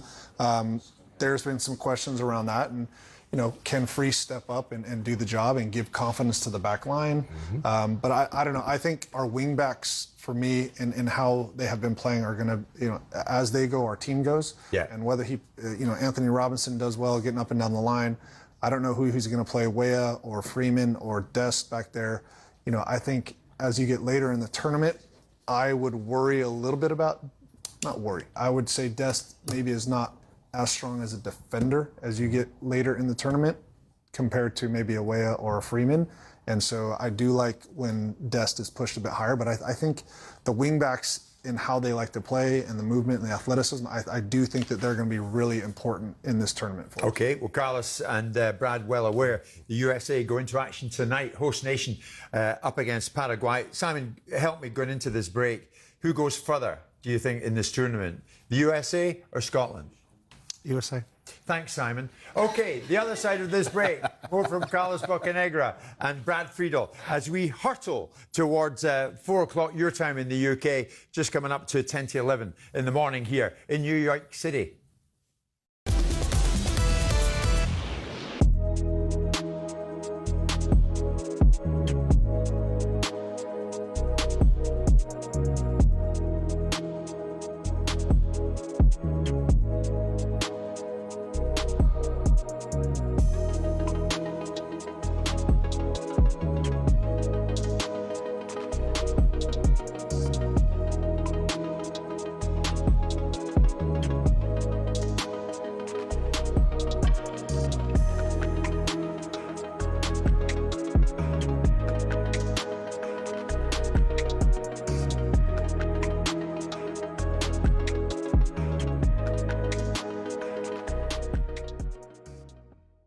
Just one quick domestic story being reported that Brighton have made a £30 million offer to Spurs to Luka Vuskovic, who had a brilliant season, was one of the Bundesliga standout players last year. I think the optics of this, with the ownership, everything that went on last season, would be very poor. I mean, apparently it's a £30 million offer, but I just cannot believe Spurs would sell Vuskovic. They might loan him, but they certainly won't be selling him, because there is potential, and you don't want to get too much hyperbole, but this could be a generational talent that Tottenham have got, and 30's far too cheap. It's a big call, isn't it? If you're Tottenham, because obviously they're bringing in reinforcements of their own. I think it's going to be a really busy summer, both in terms of incomings and outgoings. But this is a genuine offer from Brighton. I've not been told if it's been accepted or rejected yet. You would imagine it probably will be turned down. Not too many teams accept the first bid that comes their way. I think key. The player fancies the move. He fancies going to play for Fabian Herzl, who probably thinks he'll get more game time at Brighton, more of a pathway into the first team than he would at Tottenham. But you're right. I think the Spurs fans want to see him at some point in a Tottenham shirt playing week in, week out in the Premier League. So I'm intrigued to see how they respond to this offer. Yeah, we'll keep an eye on that. Well, look, keep wearing the hell out of that hat and enjoy the game tonight, Crookie. Thanks for joining us. Crookie. I will do. Cheers, guys. Take Keep care. up the good work. It looks good. There's Alex Crook there over in Dallas, where England will play their first game against Croatia. Luka Vuskovic, who's almost certain to start. I mean, he brings the average age of the Croatian team down by about 60 years. Because he's 19. Yeah, it's true. Yeah, they've got some player. This they kid shouldn't be underestimated, Croatia. They've still got some. Oh yeah, great, no, they've very... got. Hello, I'm Matt Forden from talkSPORT. This is How to Win the World Cup. This is the best squad I think England have ever had.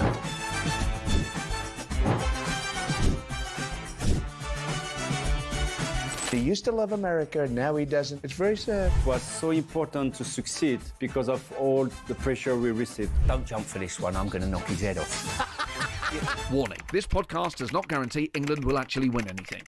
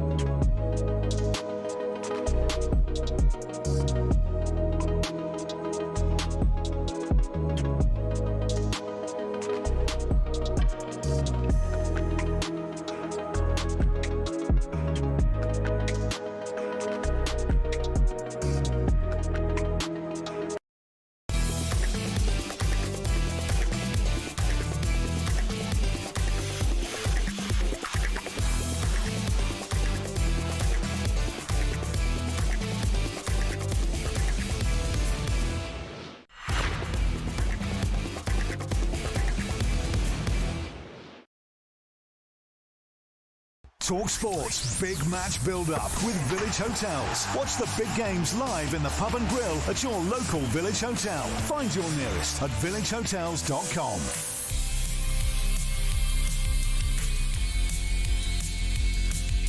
It is Friday morning here in New York City, Friday afternoon back home. Time now for big match build-up with Village Hotels.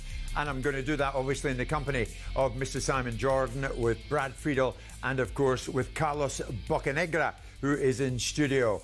And the two US boys here are going to turn their attention with us as we finish today's show with having a look at Canada. Canada, curiously, the man in charge of them, one Jesse Marsh. We remember Jesse Marsh, do we not? Am I right in thinking he was a guest of yours back home? Yes. On one of the many media outlets that you work for when I was these days. Doing my media tart bit, yeah. And he was extremely good. Of course, former US assistant and Leeds coach, the same Jesse Marsh, became the first American to manage Canada when he was appointed 2 years ago. Now, he's been talking about this upcoming tournament, being in charge of Canada, and had something of a little swipe, maybe, at the US in the process. Anyway, make up your own mind. This is Jesse Marsh. Every one of these boys is incredibly Canadian, and the pride they have in putting on the jersey, representing the country, hearing the national anthem. You will never see, in the US, sometimes we had to beg players to sing the national anthem. We have never, these guys sing the national anthem, belt it out to the top of their lungs because they want to show the country how proud they are to be here, to be Canadians, and to represent what Canada is. And I think they're the best resource. I think they're the best representation. They're impeccable in their character. They're impeccable in their work ethic and commitment to each other. That's what we want to show, man. It's brilliant, actually. He's really talking up the Canadian scene, as you heard there, Brad, as you heard there, Carlos. He was keen on the US job, and he even reneged on a commitment to another Premier League club because he felt confident the US soccer team would hire him. And instead, they hired the man who was in studio yesterday, and we were talking about this, Brad, Greg Berhalter. And Marsh was said to be very upset by that. Do you think he's keen to make a point here with Canada at this World Cup? He should be upset with the Federation the way it went down. Absolutely. He was not upset with Greg Berhalter personally for taking the job and wished him well.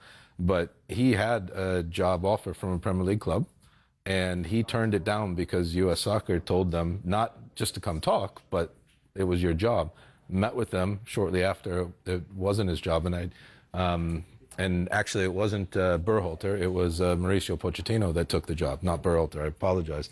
But I understand. So with Jesse, if you know Jesse, right? If you know, Jesse's competitive. So Jesse's going to try to get his little swipes in all the time that he can. He's going to want Canada to go further than the United States, even though he's American. Are you a fan of his, Carlos? Jesse? Yeah, I played with him in Chicago for, I think, all 4 years he was there. He threw out a lot of his Princeton education adjectives in that press conference, but he's funny. Jesse, he's competitive. He's actually a really good guy. I've got a lot of time for him. I know, sometimes when he speaks or when he's talking about certain things, I don't know. I don't get caught up in it too much. It's Jesse. He's a great guy, though. He's done a really good job with Canada, and I think he's going to get them on the front foot. One of the many things he said, Carlos, was in the US they had to beg the players to sing the national anthem. Was there any truth in that? I don't know. I think you guys stand strong and sing it loudly. It's again. I'm not. I never noticed really. I'm taking it with a grain of salt with Jesse here. We had a great team. Everybody was very proud to be American. I think I don't want to turn this into it was the same. We were never against America playing. We were very proud to play for America, whether he shouted out the national anthem or not. So I think that's Jesse trying to throw another. I don't think there's any controversy there. I remember when you were in conversation with him, you were very impressed by him. And I remember how lucid he was in conversation. Am I overstating it? Because it was a very entertaining conversation. I think he's a very likeable man, but I think he's an ideologue. I think he has a belief system that he doesn't pivot from, and I think that has limited opportunity to be right unless you've got the right players. I think he's probably playing a hand about this World Cup is being hosted by the US, Mexico and Canada. All you hear about is this World Cup being hosted by the US. So I think he's playing the particular brand of, hey, by the way, we're here too. So, look, whether he should have taken the Leicester job, whether he was sold into the situation, whether they met him or underwhelmed by him, all of those are incidentals now. He's managing Canada. He's a decent manager. When I spoke to him for a long conversation, he did tie himself up in knots with some of his perspectives on the world. But he's a bright coach and he's a bright man. Whether he's an elite coach, I'm not so sure. Carlos, you've worked of late in the boardroom at Atlanta, right? With the Chattanooga Red Wolves. Oh, okay. You know what it means to US soccer at the moment? This thing that's about to erupt here in this part of the world. The World Cup is here. Yeah. What will it do you think, a successful World Cup for the MLS thereafter? I was speaking to Brad about it yesterday. Where's it going to go? Yeah, well, I think in '94, that when we landed the World Cup, then it was you have to launch a professional men's league afterwards, right? So then MLS started. Fast forward however many years we are now, you've got 30 teams, amazing infrastructure. The investment into the academy has been incredible, right? And we're playing catch up against the rest of the world, really. And so, but the academy system and all the stuff that has come on, we've grown leaps and bounds, right? And now where we are, you hope that the fandom, the excitement, it propels more kids to want to play, more people to want to watch. People become soccer fans after this. And so I think I'm excited to see where we can go, but it's been really impressive to honestly see the growth. When I came back after I was done with Rangers, I played for a year and a half back in MLS, and the level it had really gone up, right? And then working with Atlanta, bringing some of these players in that we're able to sign, it's just increasing year on year out, and you see some of the players that are in MLS right now. So I think, when you look at it from a whole, what can this World Cup do for our sport? I think it's only going to elevate it. You obviously want the US to do well and go as deep in this as they can. Have you got an outright winner in your mind, though? You know what? I think this is going to be an interesting tournament. So you take Mexico yesterday, it looked very hot down there, right? They're a ball-dominant team. They play a lot of possession. But Brazil, maybe Spain that can deal with some of the hot weather. If one of these teams in the knockout rounds comes up where they're not in a domed stadium and the heat becomes a factor, I really think there's going to be a bizarre upset. But you take maybe England, who has a fantastic group. If they get an outdoor game, at 3 p.m. against whoever that's used to playing in hot temperatures, like what's that going to look like? It brings the levels of the playing field a little bit, right? So I think that's what's going to be really interesting to see this tournament. Okay, you guys just want to go off to a win tonight, don't you? Yeah, we do. Against Paraguay. The thing is this, you can watch the games live in the pub and grill at your local Village Hotel. Find your nearest villagehotels.com for a chance to win a Village Hotel VIP experience for the World Cup final, no less, at a Village Hotel near you. Head to talksport.com/competitions. Now then, talkSPORT's Big Match Build-Up with Village Hotels. Watch the big games live in the pub and grill at your local Village Hotel. Find your nearest at villagehotels.com. I'll give you the news that's coming into me this lunchtime. Scott McTominay back in training for Scotland today. Scott McKenna is the only absentee again. You'll be relieved to hear that, son. It's a load off my mind. Yeah, I thought we'd get a reaction like that. Brad Friedel. You're out of here, literally. Where are you headed? I'm headed back to Boston, going to do a co-commentary for Haiti, Scotland.